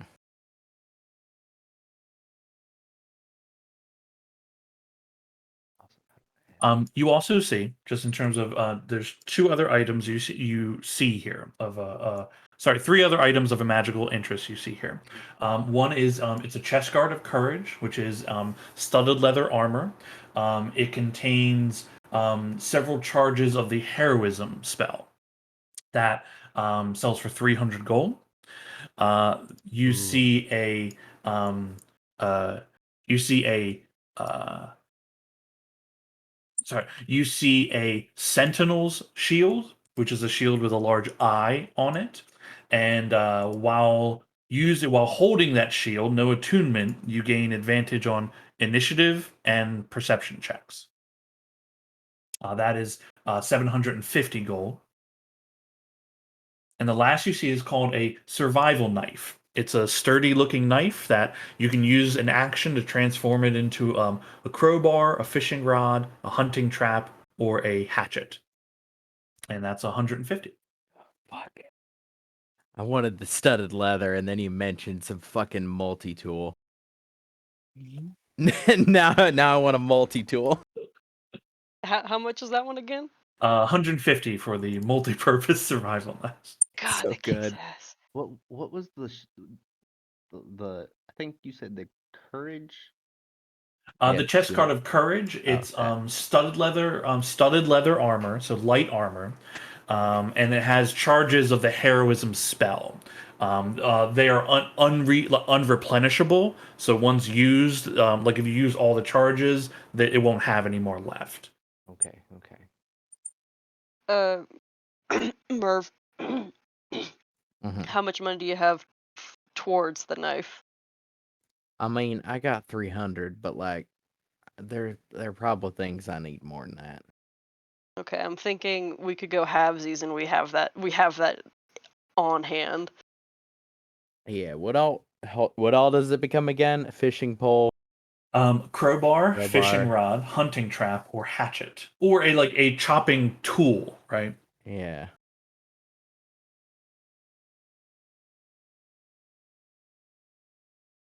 I opened it. I think. Dumb. We can also, I mean, like we've talked about we're gonna do other jobs Yeah. theoretically, so we can come back. But God, that kicks ass, and I want it so It bad. does. Yeah, just make notes somewhere of, on your own if you are interested in a thing. Make sure you write it down, that way you can come ask about it later. Well, I'm sorry. One more time. So what was after the courage chest? The studded leather. So there's the Sentinel courage, the shield. survival knife. There's the Sentinel Sentinel's shield, which is pretty good. Yeah, the Sentinel shield is extremely good. For those of you that want to use a shield, it'll give you advantage on initiative rolls, and then and also perception checks. It is also non-attunement, so you just have to be holding it, and these abilities activate, and then you can put it away and don't have to worry about taking up attunements. But that's why it costs 750 gold for a shield. How much do healing potions cost again? 50 50. gold. 50. Yeah, Do we 50 want for to the buy cheese. like one for the group loot? I like that. Dude, Like you make one. healing potions. Well, I make a version, and Can- if I had enough downtime, I could make these for like For half half. cost, I think. But that How does much time? require time. Let me look at the rules of that. Well, people do shop. More shop. Well, so, uh, huh. I'm assuming the shield's really good, but who here would use the shield? You? Uh, I use a shield, but Ember could also use a shield. yeah, and Mm. Ember. Yeah, if anyone, it would be really good on Ember. I mean, Ember does Ember use a uses. shield. Yeah. Yeah. and then the Sorry, I survival could knife. as in could use a better shield. Right. And the survival knife is just a tool that transforms what you need it for. Yeah, it's like a multi-tool. Yeah. Got it. Oh. Was the studded leather a +1? Just basic. Yeah, just Oh, okay. basic. Yeah, it just has the magic, the heroism spell baked into it. Oh, right. I love to see people living and thriving, especially in battle. Let's see. He is a master of battle after. He is a master of battle. If yes, I am. He's read all the books. If somebody is going to use the shield, I will get them the shield. You could also use the shield. So outside of character, his character is not built at all for a shield. Everything he has is at least two-handed. He cannot fight without it. High five. If we can, I think we should give it to Ember, but it is, your money. I don't know what +1s and all that means. So is this like a basic item as well? This is not a +1 shield. It provides static benefits to the characters. Got it. Okay. I mean, E- Ember, how do you feel? Would you like the shield? I mean, it's nice, but we got a lot of stuff to use money on right now. Maybe once we've done the other jobs, we'll feel a little Ted. better about having free money out. Ted, I can't believe you're turning down the opportunity to improve your initiative rolls. Yeah, that advantage alone. Is it really going to help me? Ask yourself that It question. numerically will. Yes. Will it though, or is it just going to be twice the natural ones? Look, I want you to have it. I also want you to have it. Mhm. I know nothing about Uh, it. Items. so Team real vote, you're getting it. real quick, do we want to spend 2 days recovering the two of you? Because if we do, I can make 2 health potions for the price of 1. I just have need to have promised 2 I'm going to meet uninterrupted work someone days. here in town within like a day or two, so I'm planning on we have stuff to do that's going to take a few days. Yeah, I have no interest in sitting around for 2 days before we do any of the things we have discussed doing. Like in character, I mean. Yeah. Mhm. Ember has no plans on just sitting around to recover. Can't you just bake? And Kel's got to go back to the Platinum Pigeon tomorrow. You guys, how do I open So does Ember. Okay, well, I'm gonna buy 1 health potion outright, and then the reagents to make another one potentially when we get some time. I mean, If we I ever buy get the some time. shield, I can buy 2 health potions, and that'll be that for me. I mean, if you want to buy them for your own personal use, that's valid. Like, you can. I just want to know if somebody wants the shield before we walk away from this man. Buy it, and then Amber can't say no. Yeah. Mm, It's fair also point. the way to get by Ted as well, coincidentally. I don't know. What is 138? Got it. Okay. Well, all right, Sean. I would like to buy said shield. Okay, it's a 750 gold I subtracted 750. from your amount. Okay, cool, very good. All right, the shield is yours. It sounds like you were gifting it to Ember. Yes. Yes, and I'm just gonna like as soon as the shopkeeper hands it, just turn to Ember and just hold my arms out, just looking at Ember, just waiting. Thank you very much, Krios. Krios. Yeah, I said it right the first time. Why do I Why do I doubt myself? Very gracious. Man, of that you. really is a giant eyeball. Yes, look. Eyeball. It's really cool looking. It's Okay, always Grios. watching. That was a lot of money. You're one of us now. Congrats. I thank you. I feel Wow, like it's that's looking at me regardless of where I walk in the store. It's Look. always watching.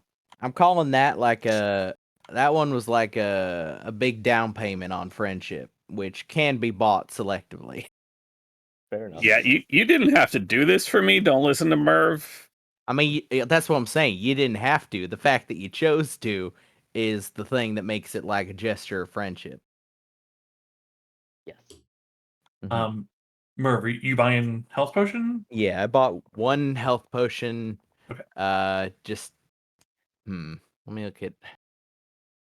So for our group loot, we're sitting at 290 now. I'll buy 2 health potions and throw them into the group loot. So that way they're accessible when needed. Yeah, money Okay. bags. No, Uh, that's basically it. I'm gonna take, so it's 1 gold per day for living here, right? Maybe halved if we stay at Rainier's house, right? Yeah. Or how much would we save by slumming it at or not even slumming it, I just mean, living it yeah. near Plumley We're House? averaging out like it's a gold a day to cover like, hey, I'm gonna like, hey, as we're walking, I'm gonna get street food and like, you Right. stop and get drinks and shit, right? So We 6 can stay at my times house 1. for free, but there's no food in that house. Right. So yeah, the gold is like your eating, drinking, your general living costs for the day. Yeah, but you can stay at you Okay. can sleep on a floor for free. Or you can, spend a few silver up to a gold, to stay at like a tavern. Yeah, There's so plenty of taverns, so you guys would be like within like, hey, I'm gonna meet you in the morning. Cool. Hey, it's the morning, I'm here right next to you. okay. I've set another 30 GP to buy essentially for the moment like 6 days just to allocate it out for us to do stuff here. So nobody has to take it out of their own inventory. Oh, thank So God. we're good. Cool. got Are ration. you buying the survival knife? Are you gonna come back for that? Let's buy it, dude. We'll go halvesies on it. We'll just make our money back killing shit later. Okay. Yes. Yeah. So it's If we have it, then we have it. yeah. So halvesies would make it to 75 75. each. yeah. Okay, cool. I can do that. Sean, I have a question. I think I messed up in my inventory. I somehow added a charge to the backpack, and now I can't open the backpack to take out the items in it. Like I can go in it, but I don't know how to open it and take stuff out of it. Huh. Right click. Okay. So in the backpack, you right click edit, and then you Back should be able to before that see the charge. items in the pack. Mm-hmm. Mm-hmm. I And can then do what? that. Yeah, and what are you trying to remove? Oh, I was more like trying to edit it. I don't know how to like add rations or anything to it. I didn't. Oh, well, there's I a see them in so there. yeah, rations are in there. There's a little like check mark on the right hand side, right? And that will allow you to then edit, and you can edit like how many, the quantity, and all that kind of stuff. Yeah, it's like because it's a container, like you can't just click the item and like do stuff with it. You got to like drag it out of the container or edit it within the bag. I was It's just trying a to take 'em weird out of container the thing. backpack, and I didn't know how to do it. I messed up. I think you can just drag it out of the backpack. Okay. As far as that goes. Please. Yes. Okay. That. Yeah, anything. Yeah, I think it's like anything you use to like attack. It's just dagger damage.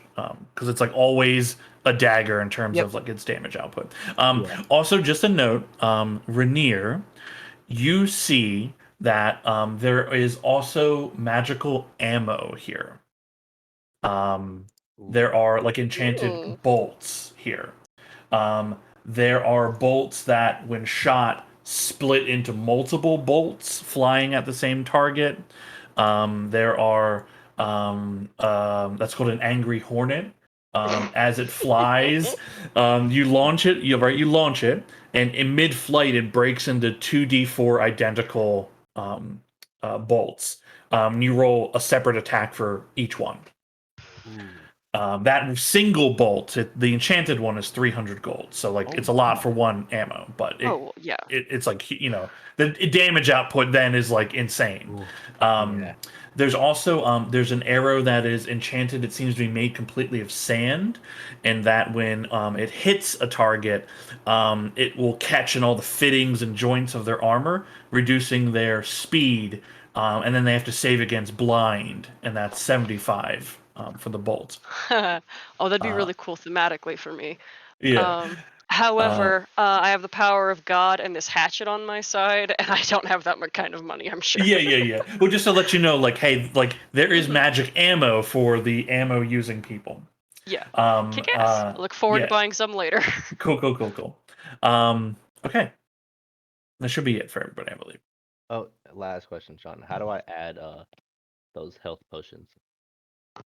Were you bought them for the group loot or for yourself?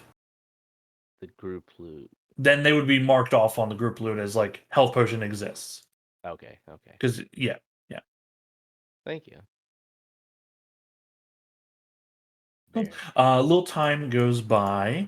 Can everybody make just general perception checks for me? As you're moving from little shop to shop, doing all your little errands here. I have advantage on this now. You have an advantage on this. Fuck yeah, wisdom stat. Hey, hell yeah. See how much advantage does for me? I believe in you. Not It will do you Even good. advantage can save my dice. Okay, Cal and Rainier. Actually, Cal, Rainier, and Ember. You just notice, like, as you're going about your shopping day, you notice, in total, in like the, let's say, hour and a half it takes to do all your shopping and organize, because there's a lot of you, right? And children. To go shopping at the mall together, right? You all notice during that entire time, you've seen so far 3 individuals with those same kind of like ruby red runes on their faces. Yeah. Different looking runes each time, and in a slightly different place. But you just notice like people are just like walking around and they have them. You see one group. It's like a couple teenagers, and they're like just running through, the streets. And one of them is like lagging behind, and it's like breathing heavy, like, hold on, guys, hold on. I just need to catch my breath for a minute. Oh, hold on, I'll go on without me. He kind of like catches eyes with you, Ember. Hey, what's up? Hey. What's on your face? Huh? I will poke the rune. Kind of like flinches back a bit. Hey, got this the other day.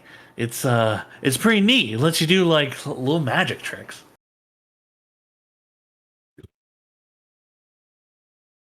Oh, right. That lady was talking about this. What did it let you do? Oh, well, I sported a little extra. And you see he produces flames in his hands. Pretty cool, huh? How long is that supposed to last?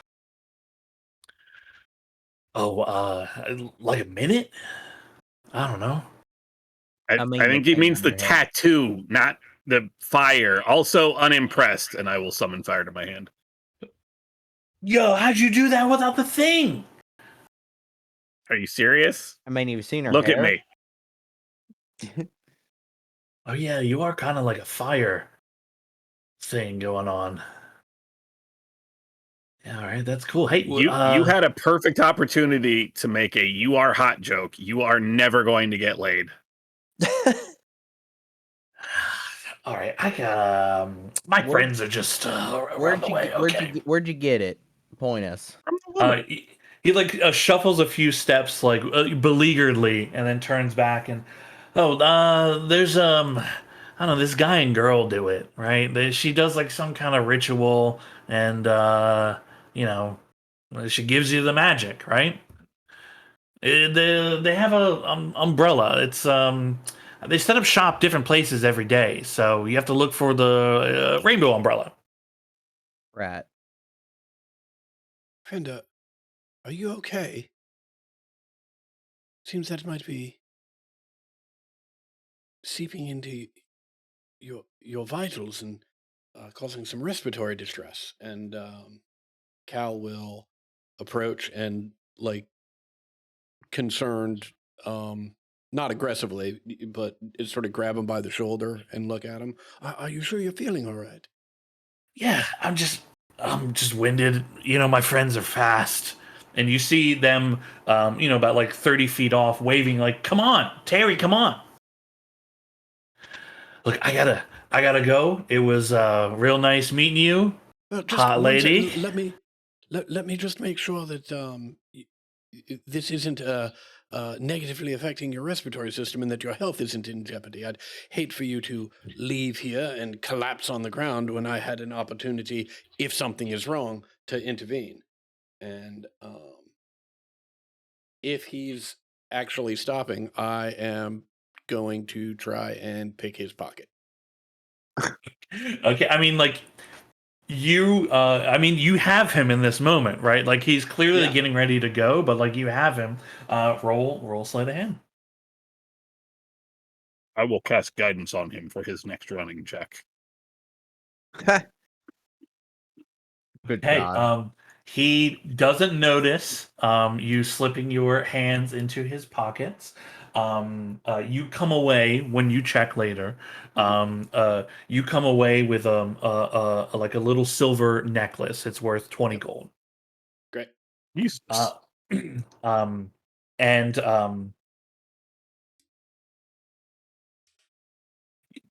you cast magic. You cast magic on him. What did you just do? You to should me? feel better. You should be running faster. Go ahead. You got it. I believe in you. You guys are fucking weird.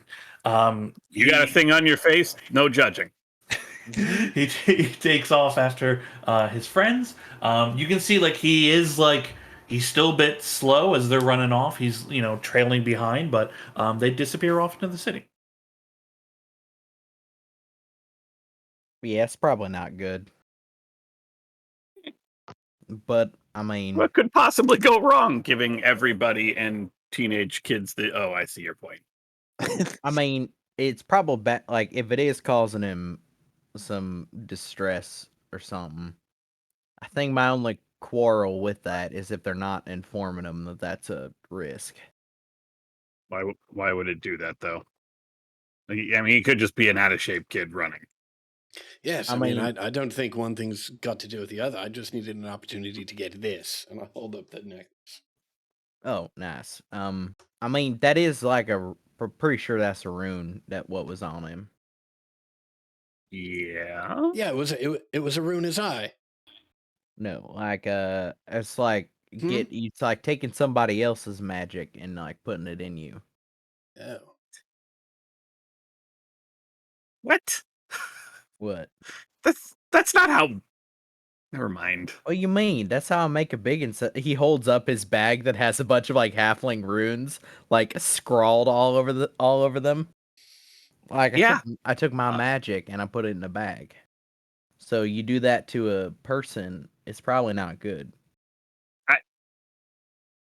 I'm a dwarf, Merv. We made rune magic.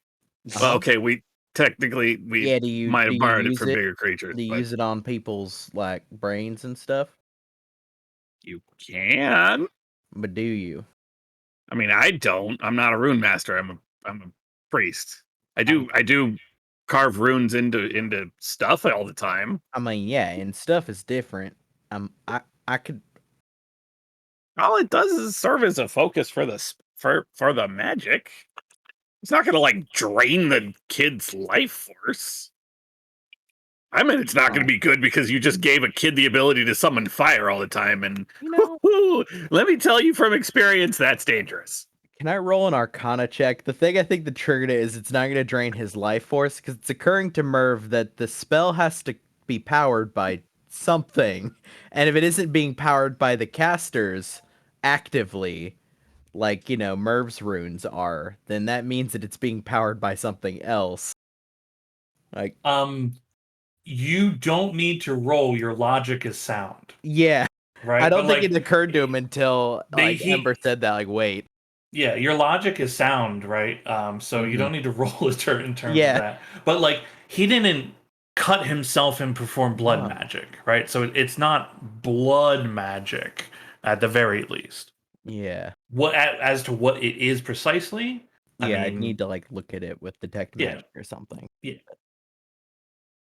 Yeah, Merv is scratching his mustache and is like, "Oh, well, I mean, it's probably not blood magic, and that's good to rule that out. But it is drawing power from him, some ways." I mean, are you sure about that? Because it's not like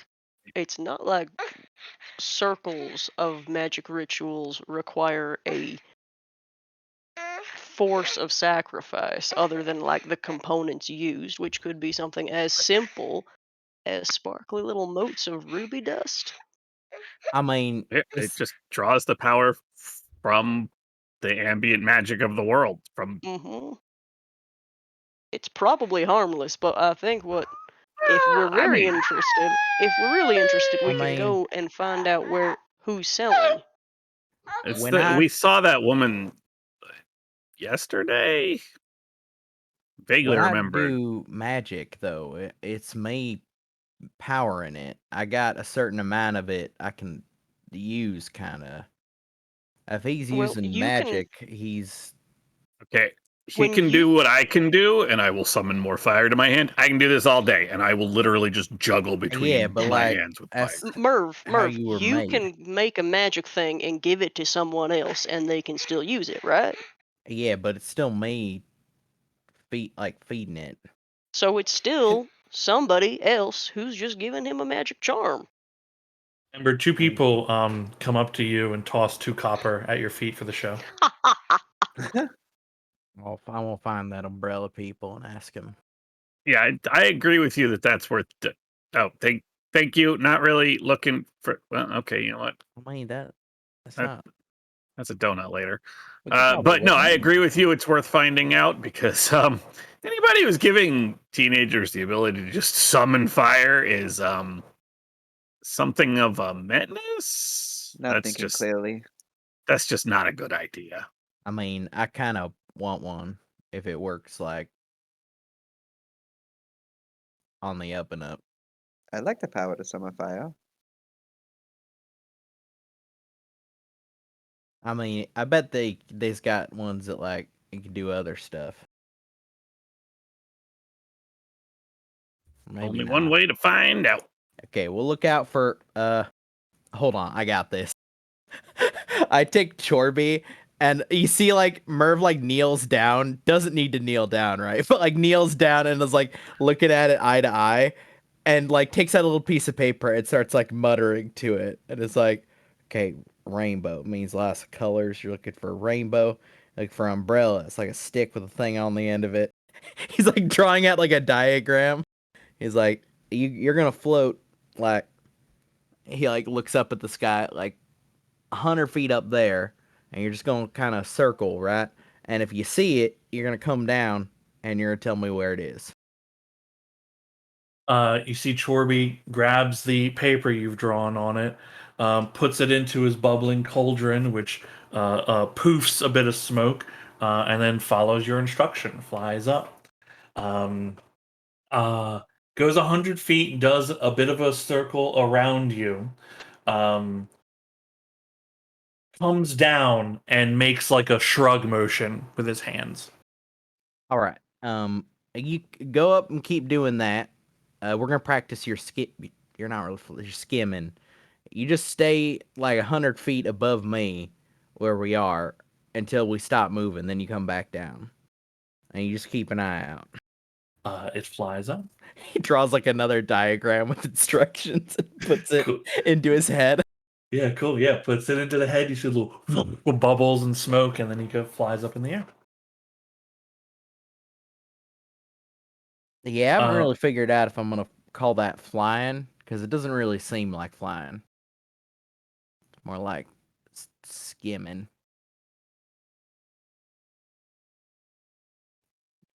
Where it just trails off, staring at Shorby majestically, skimming through the sky.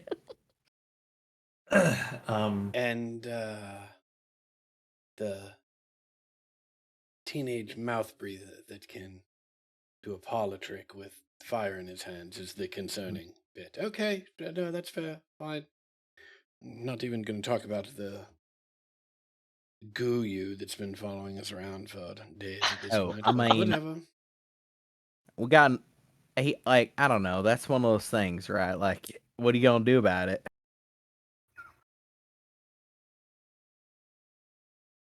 I believe the word I'm looking for is touche. Like, it seems pretty benign at the moment. Like, I think I saw it wave at me, but that might have been my imagination. I'm starting to kind of anthropomorphize it, and I don't know if it really is like a thing or if it's just like a. Oh, it's a thing. I mean, like a living thing, though. You know, like not like a.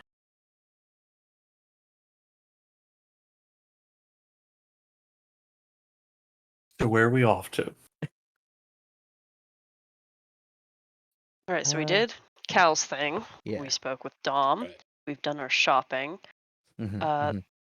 The only things that we had left to consider was going to the Slayer Sanctuary. And then the other one was getting a beat on the manuscript. Slayer Sanctuary feels like a good checking in chore, right? We've 'Cause got that those are the head to people. turn in, right? We do, yeah. You're talking about Drogar the Red, right? Yeah. Yeah, I the thought we head turned that that in you already. you turned that in already. Yeah. You Okay, yeah, that's you guys what I had already got thought. paid. Someone mentioned it last time, so I made a note of it. Yeah, you guys Okay. got paid. Okay, Trying good. to you trying to get double pay? Yeah. Absolutely. We got ears. We got ears on ears in Bergen, here. take it easy. Take it easy, Bergen. Hey, look here, buddy. And just so I was very focused in the scene, so I want to make like the notes that I have for the manuscript was that it exists and it needs to be privately investigated. Do I have any other notes on that I should have had? No. It was just Okay. mentioned of like, hey, this is the cursory information. You are to come meet with his assistant Okay. to find out, like, to basically be given the job Okay, great. And I told him I'd meet him. today. Well, in the next few days, actually. It Yeah. wasn't a firm thing. It was he basically just said like, hey, you come find me when your friends are like rested, right? Yeah, and I told him to come find me at the Slayer Sanctuary. So I think if we go there, we can get a beat on contract work, and then we can also meet up with him. Yeah, he's not going to be there. He's an Okay. assistant at the church. He's not there for sure. I I should say in like because I was vague about those kinds of details, I can like pay a kid to go get him for us. Yes. I mean, you certainly could like send like a messenger to like, hey, I'm gonna be here if you want to like give the work. I will say your understanding of this is like it probably is not a public meeting, right? So to bring to bring him to the basically the mercenaries guild, like he's probably not gonna want to do that, right? Okay, I thought This that is like would be your character information is like you would understand it's you meet him at the church for him to discuss with you in private the secret details of the under table dealings, right?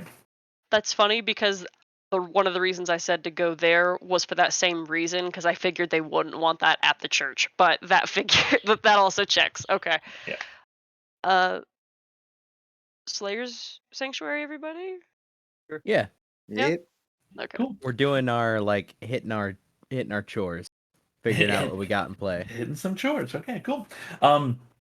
Cool. You actually the Slayers and it's the Slayers stronghold to be specific. Shit, I'm It- so sorry I keep doing Total. this to you.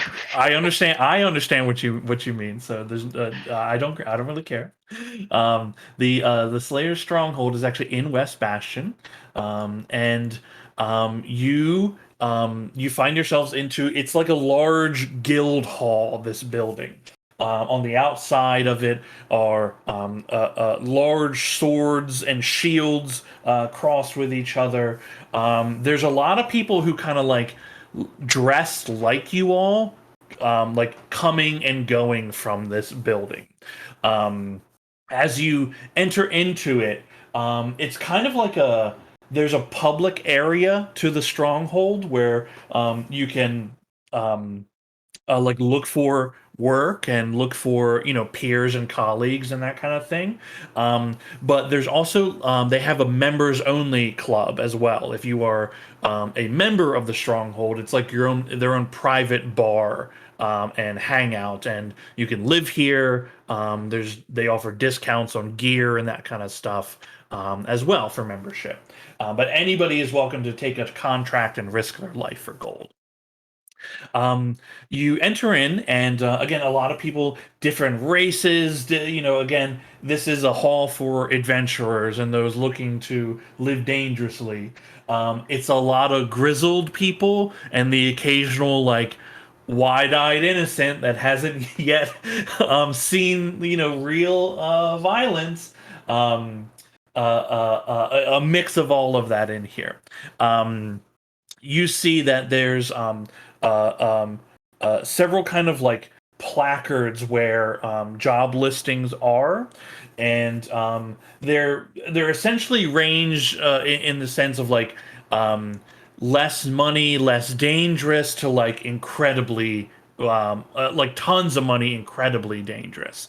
The most notable job that is like known in the area for those that pay attention to the Slayer stronghold is there is a long-standing bounty for the black dragon that lives in the heart of the Mistmire Bog.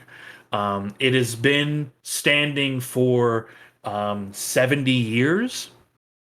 Anybody who's ever gone to take it, nobody ever returns. Nobody ever returns successful. Many people return, though it's one of their group makes it out. Most notably, the previous head of the Slayer stronghold went to try to kill this dragon and did not come back. So the seat on the council is actually a new member, his second in command, which is a female half-orc. She's only gained the seat because this guy fucking died to the dragon. You enter in. It's a kind of a raucous sort of place. What is it you guys are looking for?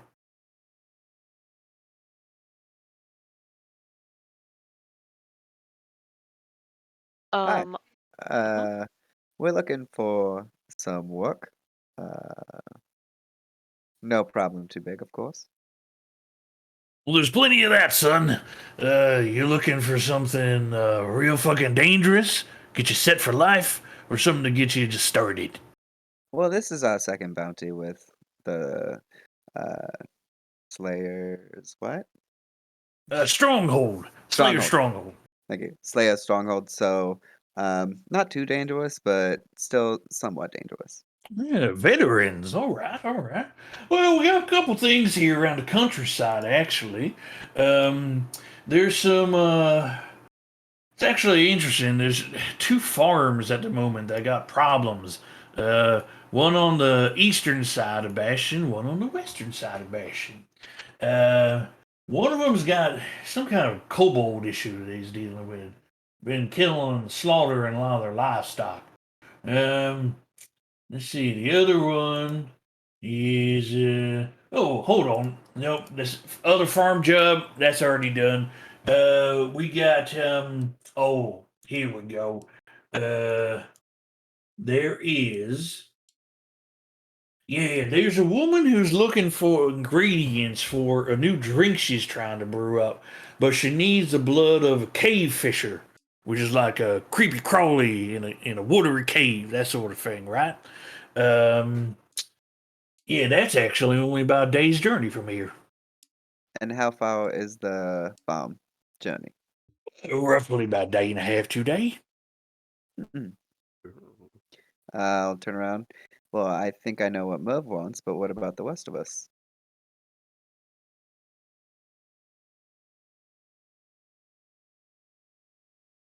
Um, any, what's the fucking thing? Any insight I might have on either of these possible threats? I don't know if they both might not count for the Not. thing. I don't think your thing applies to it, but kobolds are kobolds are like goblins that in number they can be very difficult to deal with. And if kobolds are just like out in the open, like that's not good. Like whatever they're doing, they normally like don't just walk around up top, top side, right? So in number, kobolds can be dangerous, also extremely inventive as well. I will say, Um, sorry, go ahead. oh no, please.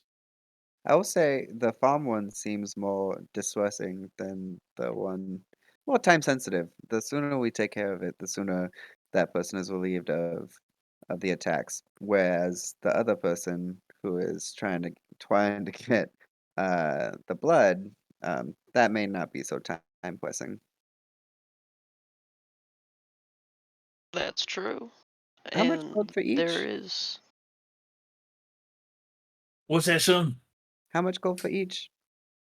Ooh, well, the cave thingy, it don't pay much up front, but apparently she's saying that the creatures can be like harvested. So there's money on the back end of that one. The cave thing is like 250 gold up front. The kobold is being actually subsidized by the city here. So that's about 750 gold, in addition to, of course, whatever you find on the way. Ooh, money. I vote kobolds. I agree. There's a chance, given the situation, that it might actually be something that someone with a silver tongue might have an easier time negotiating without violence. And I'll kind of look over at Cal. Right. Certainly be willing to give it a shot. Say, whereabouts is this farm exactly? He pulls out like a little local map of the area and Mhm. points to like a rough kind of spot of where it should be. He Yes. says, Now, I'm curious. Would you describe that location as being part of Bastion proper? well, I wouldn't say it's not within the walls. No. Mm. But probably no more than, say, a day's journey. Yeah, maybe like a day and a half, depending on if you're just walking. Very well. If Yes. you're up for it, you take your version of the contract here, right? You're looking for the it's Farmer Ibbot is the Barrow Farm. You're looking for Ibbot. Ibbot is the Barrow Farm.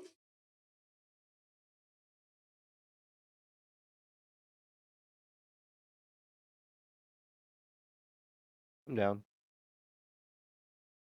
Wonderful. Sounds like it. At the very least, it's worth investigating. All right, very good.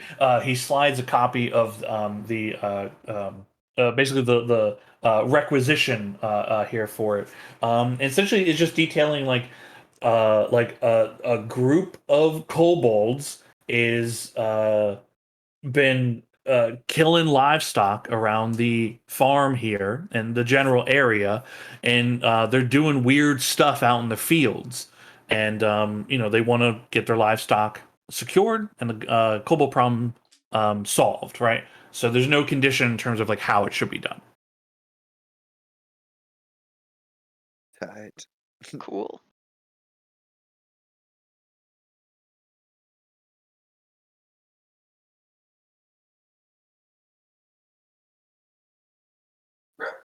Is it? You're just sitting here now, staring at me. Is there? I mean, can I help you with anything else? We could always do two birds, one stone. On our way back, take care of the blood hunt. The what? Blood hunt. The hunt for blood. Okay. Are we allowed to like if these are just copies of the contracts, can we take like both of them to have on hand? Yeah. The way it Okay. works is, you like the stronghold, like most people are familiar with it, right? In terms of like like that, again, it's just like monster hunting jobs, right?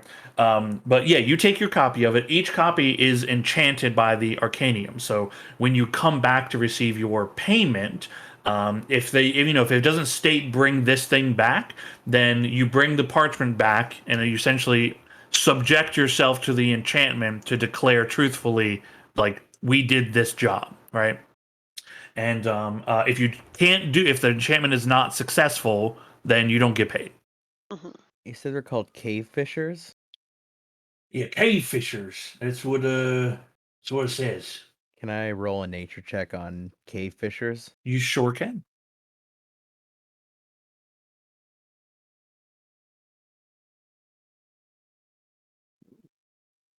$22. Very good.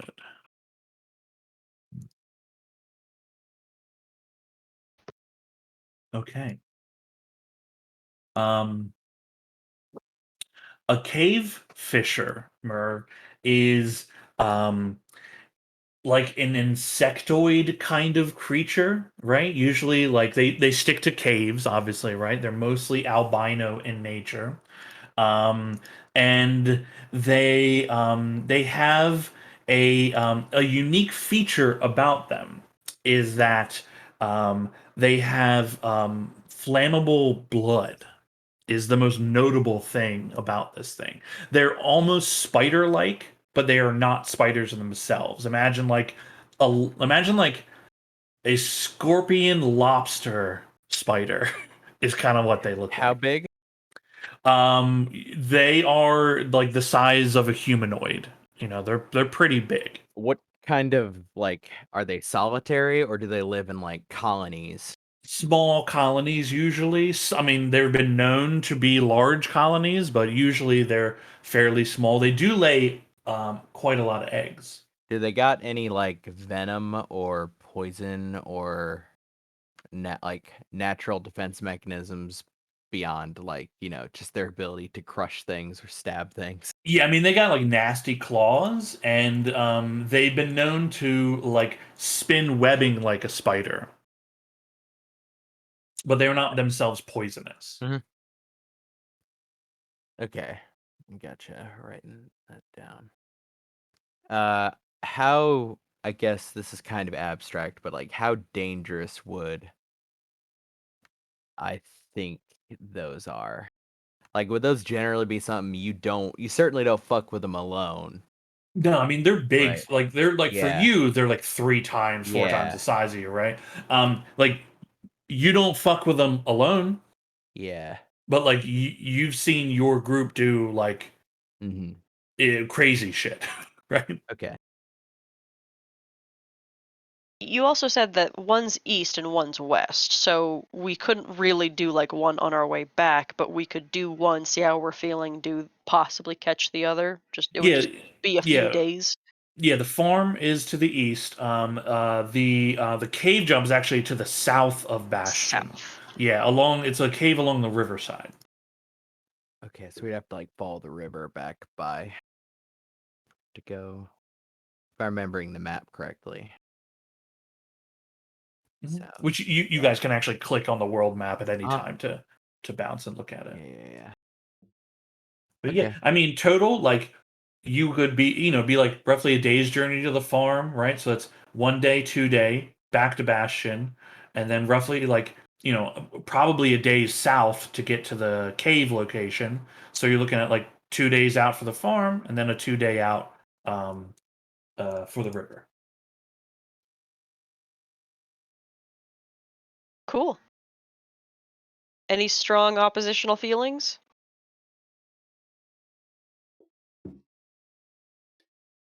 Cool. Okay. You can take both sheets. I guess the question then is, let's say an hour passes. It's or early mid afternoon. Any other business for the day you wish to accomplish, or do you wish to set off for one of these hunts? I'd like to consult with the group if they think I should talk to um Jarrus today before we leave. He'd be fine. I mean, so if you're talking to him, are you gonna try to fish for information on the manuscript and then pay him, or what? What? Okay, no, hold on. Jarrus is supposed to be the person who I am getting this information from. Right. He is on behalf of the bishop. I will be Right. getting everything they can offer me at this time willingly. I All don't right. see why you wouldn't go. I mean, we're here. That's what I'm thinking. hmm Now's as good as time as any. We may decide that this manuscript is more important than what we just picked up at the Slayer Sanctum. So I think it's worth looking into while we're here. You think he'd pay us for it if we pay off our account here? I don't think, personally, that anything that a member of the church is willing to have us do privately without the consultation of the church is something that I want to sell to him.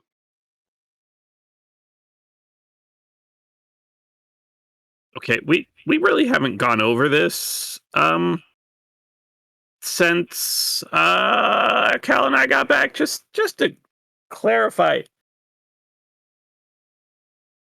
this person who is telling you to go get this manuscript or whatever it is, they are basically trying to extort you for this. I mean, do this or you owe us a lot of money for your friends. Yeah, Myself being one. Okay, all right. I just wanted to make sure we're clear. yeah.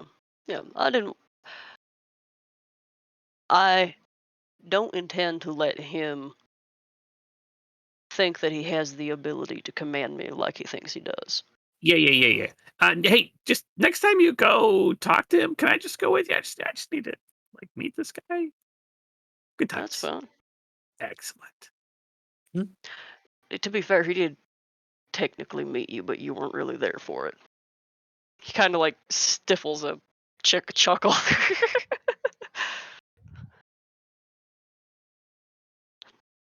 In that case, I'll if I will then be going to the Light Spire. Anyone who wants to go with me can.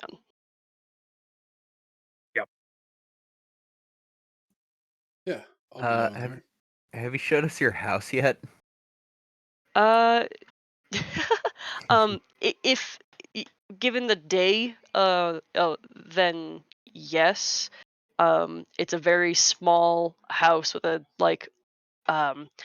very few furnishings, but a lot of leather and leather working materials available. The previous owners were glove makers, um, but it has been a very long time since that has been the case. Yeah, I think Merv would be like, I'm gonna go sit up in your yard if that's okay. That's fine. Are you attached to the grass there much, or? It is completely overgrown and weeded. It's a jungle within its own right, and Right. he's like, no. Okay, because I'm gonna do a bit of burn and burn on it. and make a nice little square for myself. All right, you be careful. That's the only thing you're burning. And also, if the city watch come by and tell you to stop, stop. Right. Okay. I'll use acid. That way it won't like spread.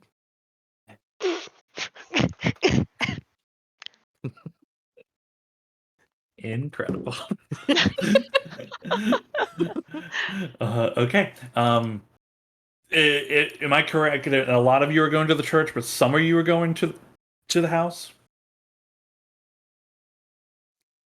I'm going to the house. All right, I'll go cool. to the Yeah, house. I mean, I don't care how you guys split up as long as you know Yeah. where you are. Okay, cool. Several of you head back towards the Morning Spire. Cool. God damn Um, it! My note taking was such shit. Fucking. what are you calling it? I've been calling it the Light Spire. You know, here's the thing. I might have called it the Light Spire. That's the real talk. I might be calling it that. So that's how I remembered it. Like, Yeah. Okay, which Like, is it? So I have it right in my notes. let's say Morning Lord, Morning Spire, right? Got it. Cool.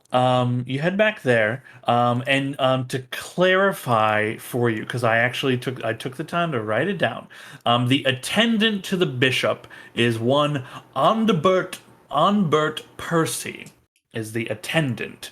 I believe the Juras person. I believe he was like just one of the he'd be like a minister or preacher at the church, right? The person I think you initially made contact here, but the attendant to the bishop is Onbert Percy.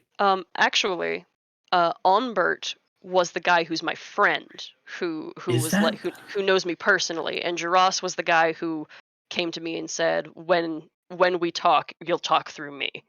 I will believe you. Because that one I got, like, all this other shit I may have been getting wrong. I have been getting all of these little names right because all these little people are my friends. Hell yeah. Okay. Onbert is okay, cool. I will. Onbert is an elven gentleman who is about 200 years old, which makes him actually older than me. So he probably knows me from when I was younger. Yeah, I do have him marked as elf. Yup. Okay, cool, excellent. Hey, you know what? this is at least one of us is taking notes. Between the two of us, we have a whole campaign. We got a whole campaign ready to go here. Okay, and I'm sorry. How are we pronouncing this other dude's name? Jeras. I'll defer to you. Yeah. Jeras. Juras, right? Juras, sure, yeah. Okay, cool. He joined the priesthood 5 years ago. He told me it's not Yeah. everything he expected it to be. Yes. I do know. I know who he is. Okay. Cool. Excellent. Cool. You enter into the Morning Spire. It's again early afternoon. People are going about their business here. There's people in worship. Several members of the Brotherhood are going about their business here. And I would say where in order to expedite it, right? You most likely would go to like the bishop's chamber, right? Because like how would you know where Juras is in this whole place? That'd be the most likely place. You find him like doing paperwork for the bishop, but the bishop himself is not in the office. And Juras looks up to you. Oh, you're back. And you brought guests, I see. Well, they'll be helping me. Sort of important that they came back and all. Right. Of course. Please come in. And he ushers everyone in, and kind of like checks the hall, and then closes the door to the office. The bishop has been in meetings throughout most of the day, so I'm just sort of taking care of his You're here for the manuscript thing, yes?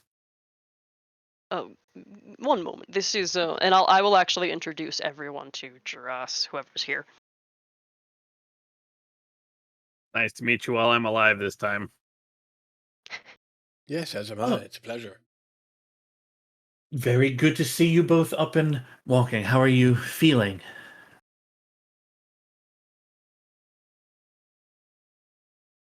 Well, Better than being dead? yes, although Thumbs up.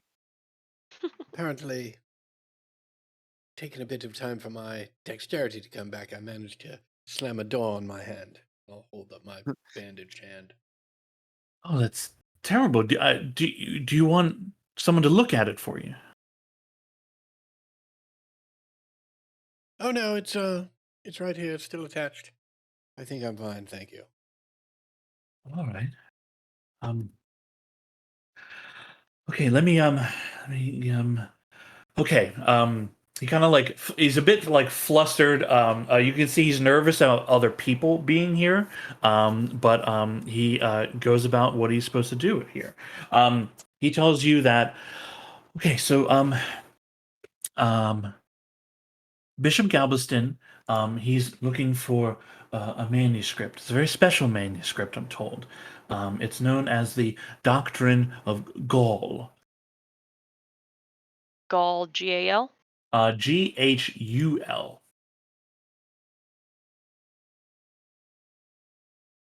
Now, apparently, this is something he'd been interested in for a while, and had recently heard some rumors that there were copies being made in the city.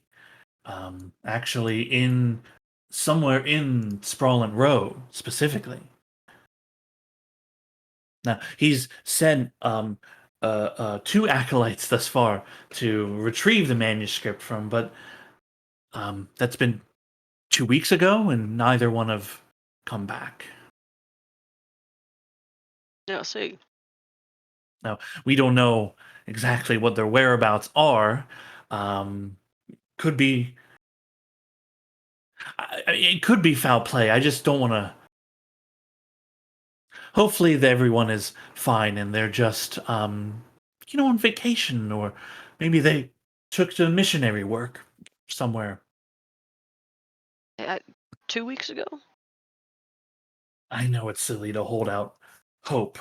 Um, 2 weeks, yeah. And did Galveston mention anything about what this manuscript contains? I mean, he didn't give me a lot of the details of what it was. Apparently, um, it's the writings of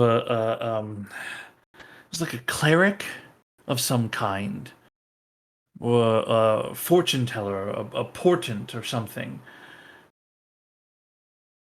He was supposedly this Gaul person was supposedly powerful many, many, many years ago, but I tried looking into it in the archives, but I didn't find anything about a Gaul. Mm. Anyway, so there's copies being made somewhere in Sprawling Row. Um, Did the you check archives in the Arcanium or just here? Oh, just in the church. He nods. Now apparently, there's the copies are being made by a scrivener of some sort, a bookmaker, book copier. But it's pretty much the information we have. I imagine maybe it's taking them this long to find where the copies are making. I mean, it's pretty vague if you ask me.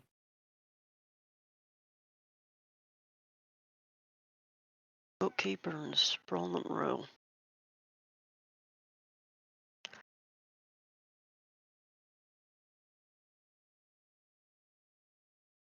Well, I suppose that's all that you have. Is that right? Well, as far as those details go, I do know that he is looking for, and his eyes flick to your companion's discretion in these regards, and that, um, he's looking to secure the. Well, he wants to know if the copies are true, but he wants the copies destroyed and to have the original manuscript. And how does that make you feel? Um, I don't know. I mean, it's the bishop's orders, so And To what extent is this bishop interested in discretion? I mean, I imagine the utmost. Well, that's, I guess the question I'm asking is, what does that mean? I mean, there are copies being made, presumably other people have seen those copies. This discretion that the bishop wants, does it extend to addressing that particular issue? I'm sorry, I'm not sure I follow. What about the other people that have seen this doctrine? Oh, I suppose that'll be left to you all. I mean, he wasn't clear with me. I mean, he spoke to you yesterday about this a bit, right? he did.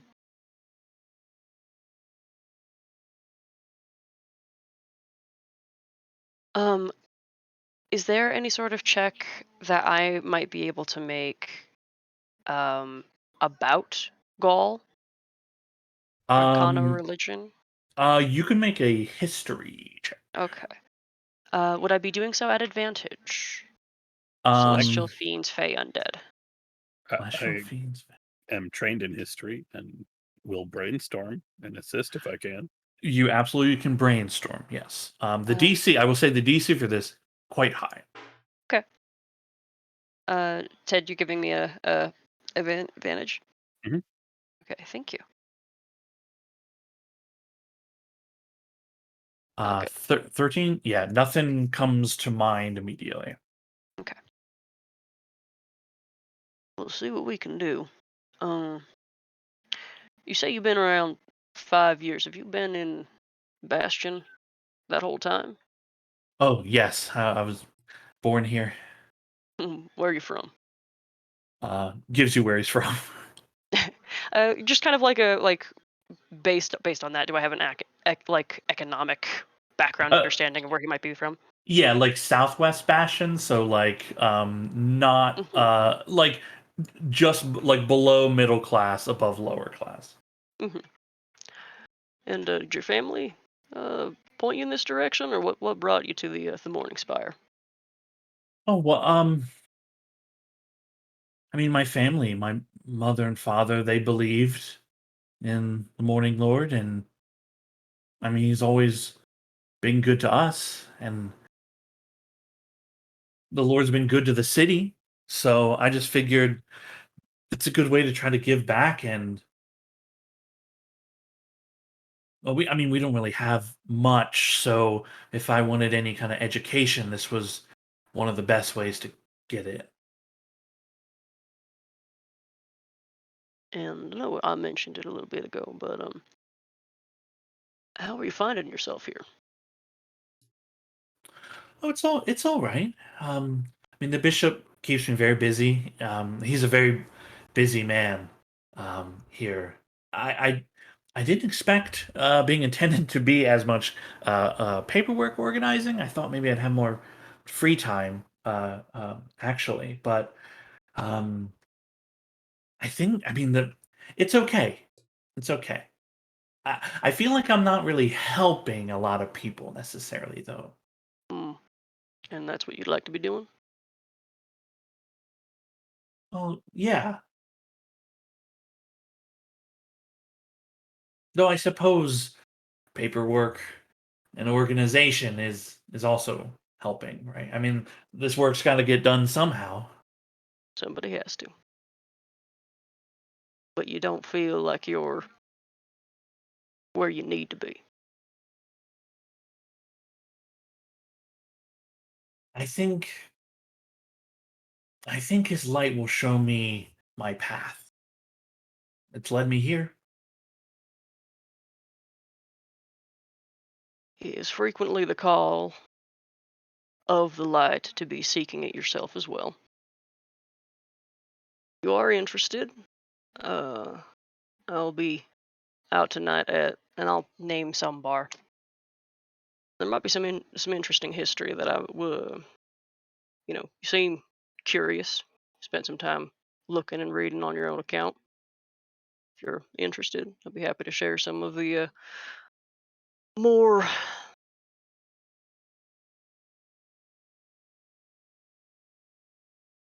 colorful history of the church. Um, thanks. Yeah, I might take you up on that. For what it's worth, I know the bishop can be a bit abrasive at times, um, but he's a good friend to have here in the church. Honestly, I mean, in a year or so, he's going to be up for archbishop. hmm He's put a lot of work into being a good friend to have. Do you think he's been a good friend to the people? To the people who walk in looking for help? He scrunches his face a bit and says, I actually can't recall him ever. I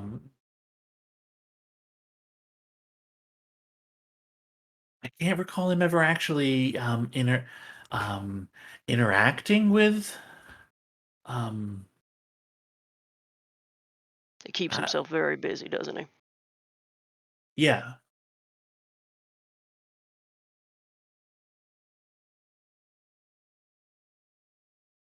I'll see you tonight.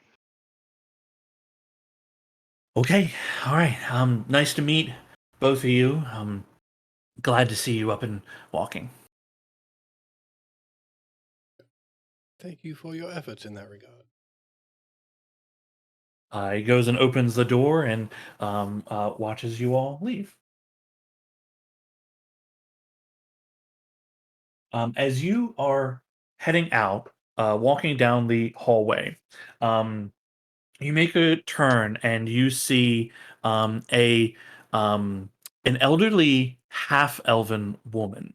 Her hair silvered in age, not in direct color. She wears the gown of she wears the attire and gown of an archbishop of the Morning Spire. And you know this to be um Elo oh boy uh Eloriel Redwing. Oh my god. Yeah, Please copy paste. yep, you got it. Eloriel Redwing. Um, she has like attendant retinue. She doesn't have like brotherhood attending to her. She's walking down the hallway, and you see her eyes look up at meet eyes with you and smiles, and is about to like pass you, and then she stops and like places a hand on your like gently on your arm and says, um, "I'm sorry, I don't recognize your face here." Oh, it's been a while. I'll put my hand over hers if she will let me. Yeah. I'm an old member from around here. Catterfeld. Maybe the name rings a bell. Atterfell. Um, do you wear your symbol outward in general, or outward while you're here? Here, definitely. Okay. Um, you can hear her like she's like rummaging in her brain, and then her eyes catch your symbol and goes, "The hero of Wellsworth. It is." And she like takes her other hand, plays on yours, pulls it out, and like kind of like squeezes your hand. It is an honor to have you here. I count my many nights of blessings to have bumped into you at this time. Um, Introductions, of course. My name is Elariel Redwing. Are these your attendants? Attendance, yes, attendance to the hero of Wellsworth. Hardly worth mentioning in one such as Renee's presence, but I am Entirely Cal, untrue. This and is this is this is have we been Calvinix promoted? Clentialar. He is someone who has assisted in some of the disaster, in the aid of disaster against disaster in Karakara. This is Ember Prime. She is a chosen of the Forge Master, also an assistance to disasters in Karakara. You can see she politely bows to slightly to each of you, little curtsy. But her face kind of turns a bit and says, "I'm sorry, you mentioned disaster in Karakara?" We were unfortunately some of the first to witness supernatural cataclysm. We also had the opportunity to get these two folks here so that the light might bring them back from the dead so that we may continue the assistance, but that city is in dire need, ma'am. She looks to her attendants, who all have faces of like, I have no idea what they are talking about, and they like all of them with looks of like shock on their face. Um, we haven't heard anything of what happened in Karakara. 3 days past, a artifact of the ancients broke its way out from underneath the city, tearing more than half of it down after it. The people are not well, but there was only so much we could do. And in fact, one of the reasons that I've returned to Bastion is to seek aid for those people. By his light. Um, she turns to one of the attendants. We must set a meeting with the other archbishops. This is something we must help attend to. See if we can gain audience with the council as well. And you see two of her attendants, go off hurriedly.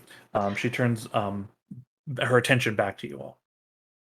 If it helps, I did notify Bishop Strand Galveston about this the other night, though if he has been too busy to notify you or others, he is a busy man.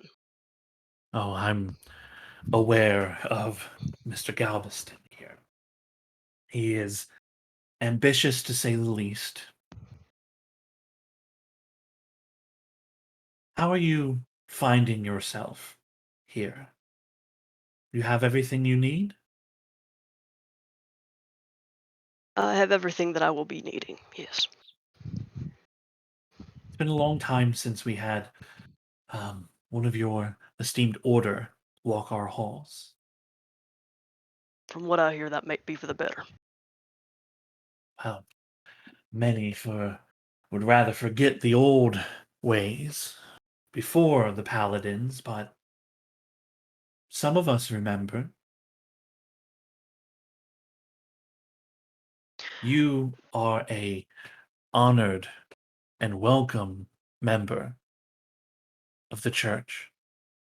And should you need anything, you simply come to my office, see my staff or myself, and I will see it done. Ma'am, that is a high honor. How are the wilds these days? as deadly as anyone can recall. Wow. I do have a question that maybe you might have some answers for. I was told recently a young priest was in search of some information within the archives, but it seems as if there might be some incident of some purging of documents or removal of scripts, and I was wondering if you might have any insight about that. Hmm. Well, I mean, that's the purview of the archive department, but what is it you think I may be able to help you with? Uh, just an interesting point made by the bishop himself. An article after some being, I can't quite recall the name, but felt like it should have rung a bell and it didn't quite. Priest went looking after it, couldn't find anything himself. Figured if the bishop must have known about it, then it must be something that, well, the archive might have a connection to, and seeing as they didn't, I was wondering if it was maybe misplaced. Hmm. Um, what information are you looking for? Hmm. Can't quite recall off the top of my head, but should it come to me, I will certainly come to you. Very well. Um, I have business I must attend to, and it's very good seeing you walk these halls, Catterfield. I will kiss her hand and remove myself from her path so that she may pass. You hear as she gives a nod to Cal and Ember, and as she's walking away, you can hear her like discussing ways of like we need to organize something with like see if members of her church are still alive in Karakar. Like she's starting to do what things that organizing ways that she can begin to help. Yay! And you are free to go about your business.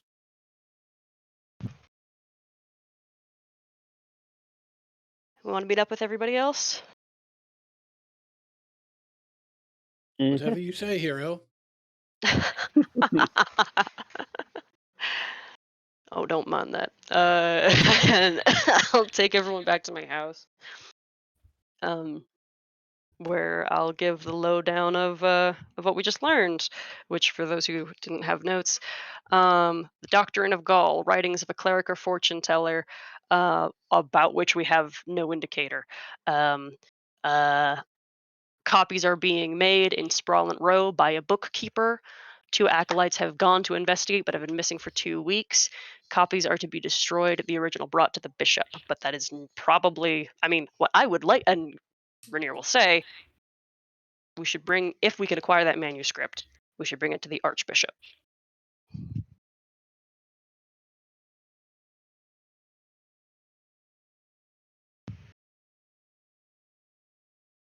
Yeah, I mean, see what it is, see who it belongs to.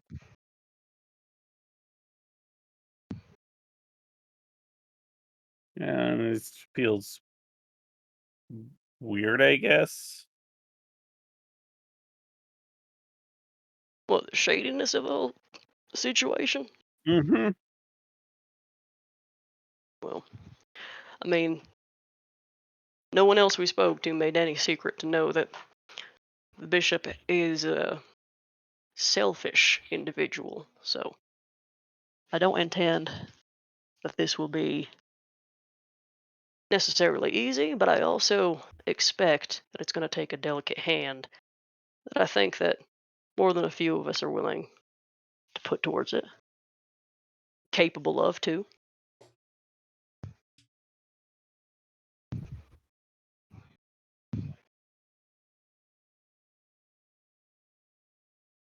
All right. You are at Rainier's place. Is there anything anybody wishes to accomplish before it is the end of this day and the end of our session? Yes, but I'll go last. I have acid splashed a nice little square for my tent to go into in this overgrown yard, and Hell left yeah. the rest of the yard alone. Hell yeah. Chorby eventually comes down from the sky, Yeah. like when you grow to the tent, and he makes the same like shrugging gesture. In the areas you have been, he has not noticed and Yeah. had been able to indicate to you the rainbow umbrella. That's fair. I immediately, once the tent is set up, I start teaching Chorby how to like hold things properly for helping me out with stuff. Oh yeah, he puts a lot of it in him. Yeah, Where it goes, who knows? Yeah, there's a whole like night that's just here's how to use your hands, Chorby. You just need to learn how to use your hands right. Here's how to hold something steady. I like the idea of like his eye lines are horizontal, and then when he does it right and receives praise, they become the smile. Yep.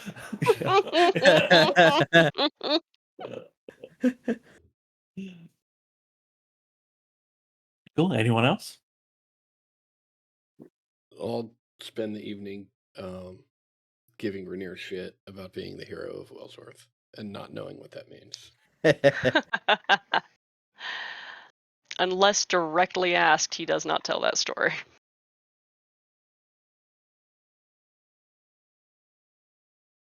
In which case, then, after a little bit of the evening passes and the sun starts to go down, he'll let everyone know that he's going to go meet Jaras at such and such bar, and he warns everyone, "You're welcome to join. It's going to be boring."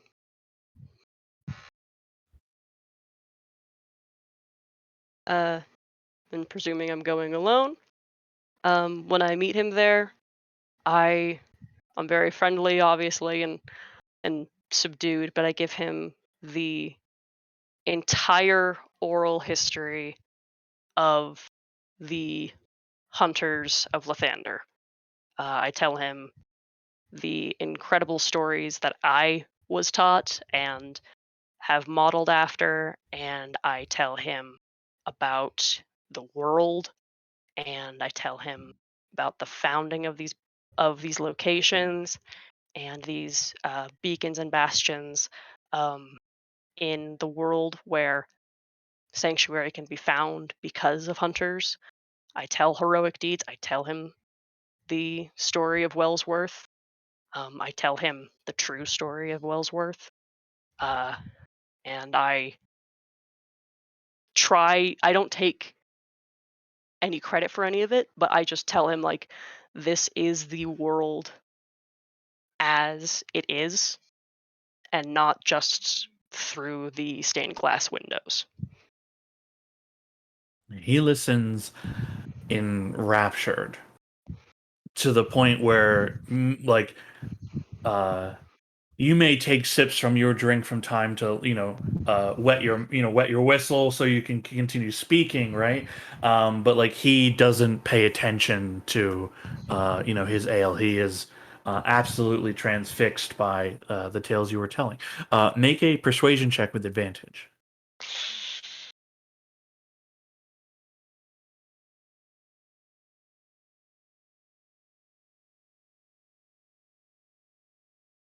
Ooh. Okay. As the evening winds down, he tells you that he wonders why it is that if your order did so much good, why are they trying to hide this? Why are they trying to forget about it all? And he tells you that in his spare time, as he has it, he will see if he can maybe clean up the supply area um, in case you or any other hunters find their way.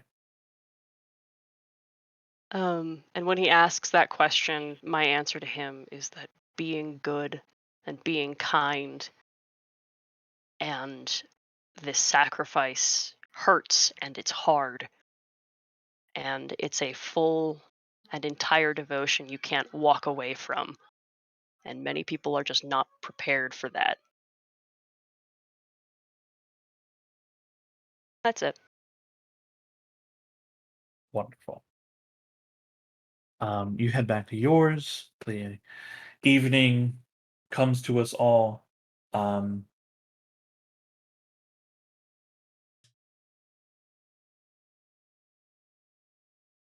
uh, as you all are sleeping or beginning to sleep, um,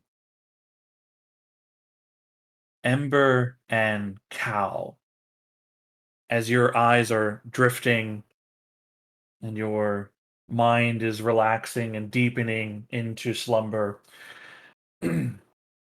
you, in the darkest shadows of the room that you're in, where the candlelight doesn't seem to be able to reach far enough, you can see two red eyes like coals burning in that darkness.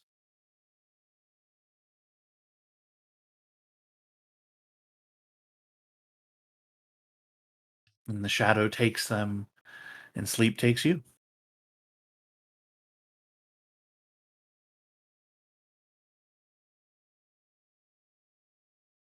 And that's the end of our session this week.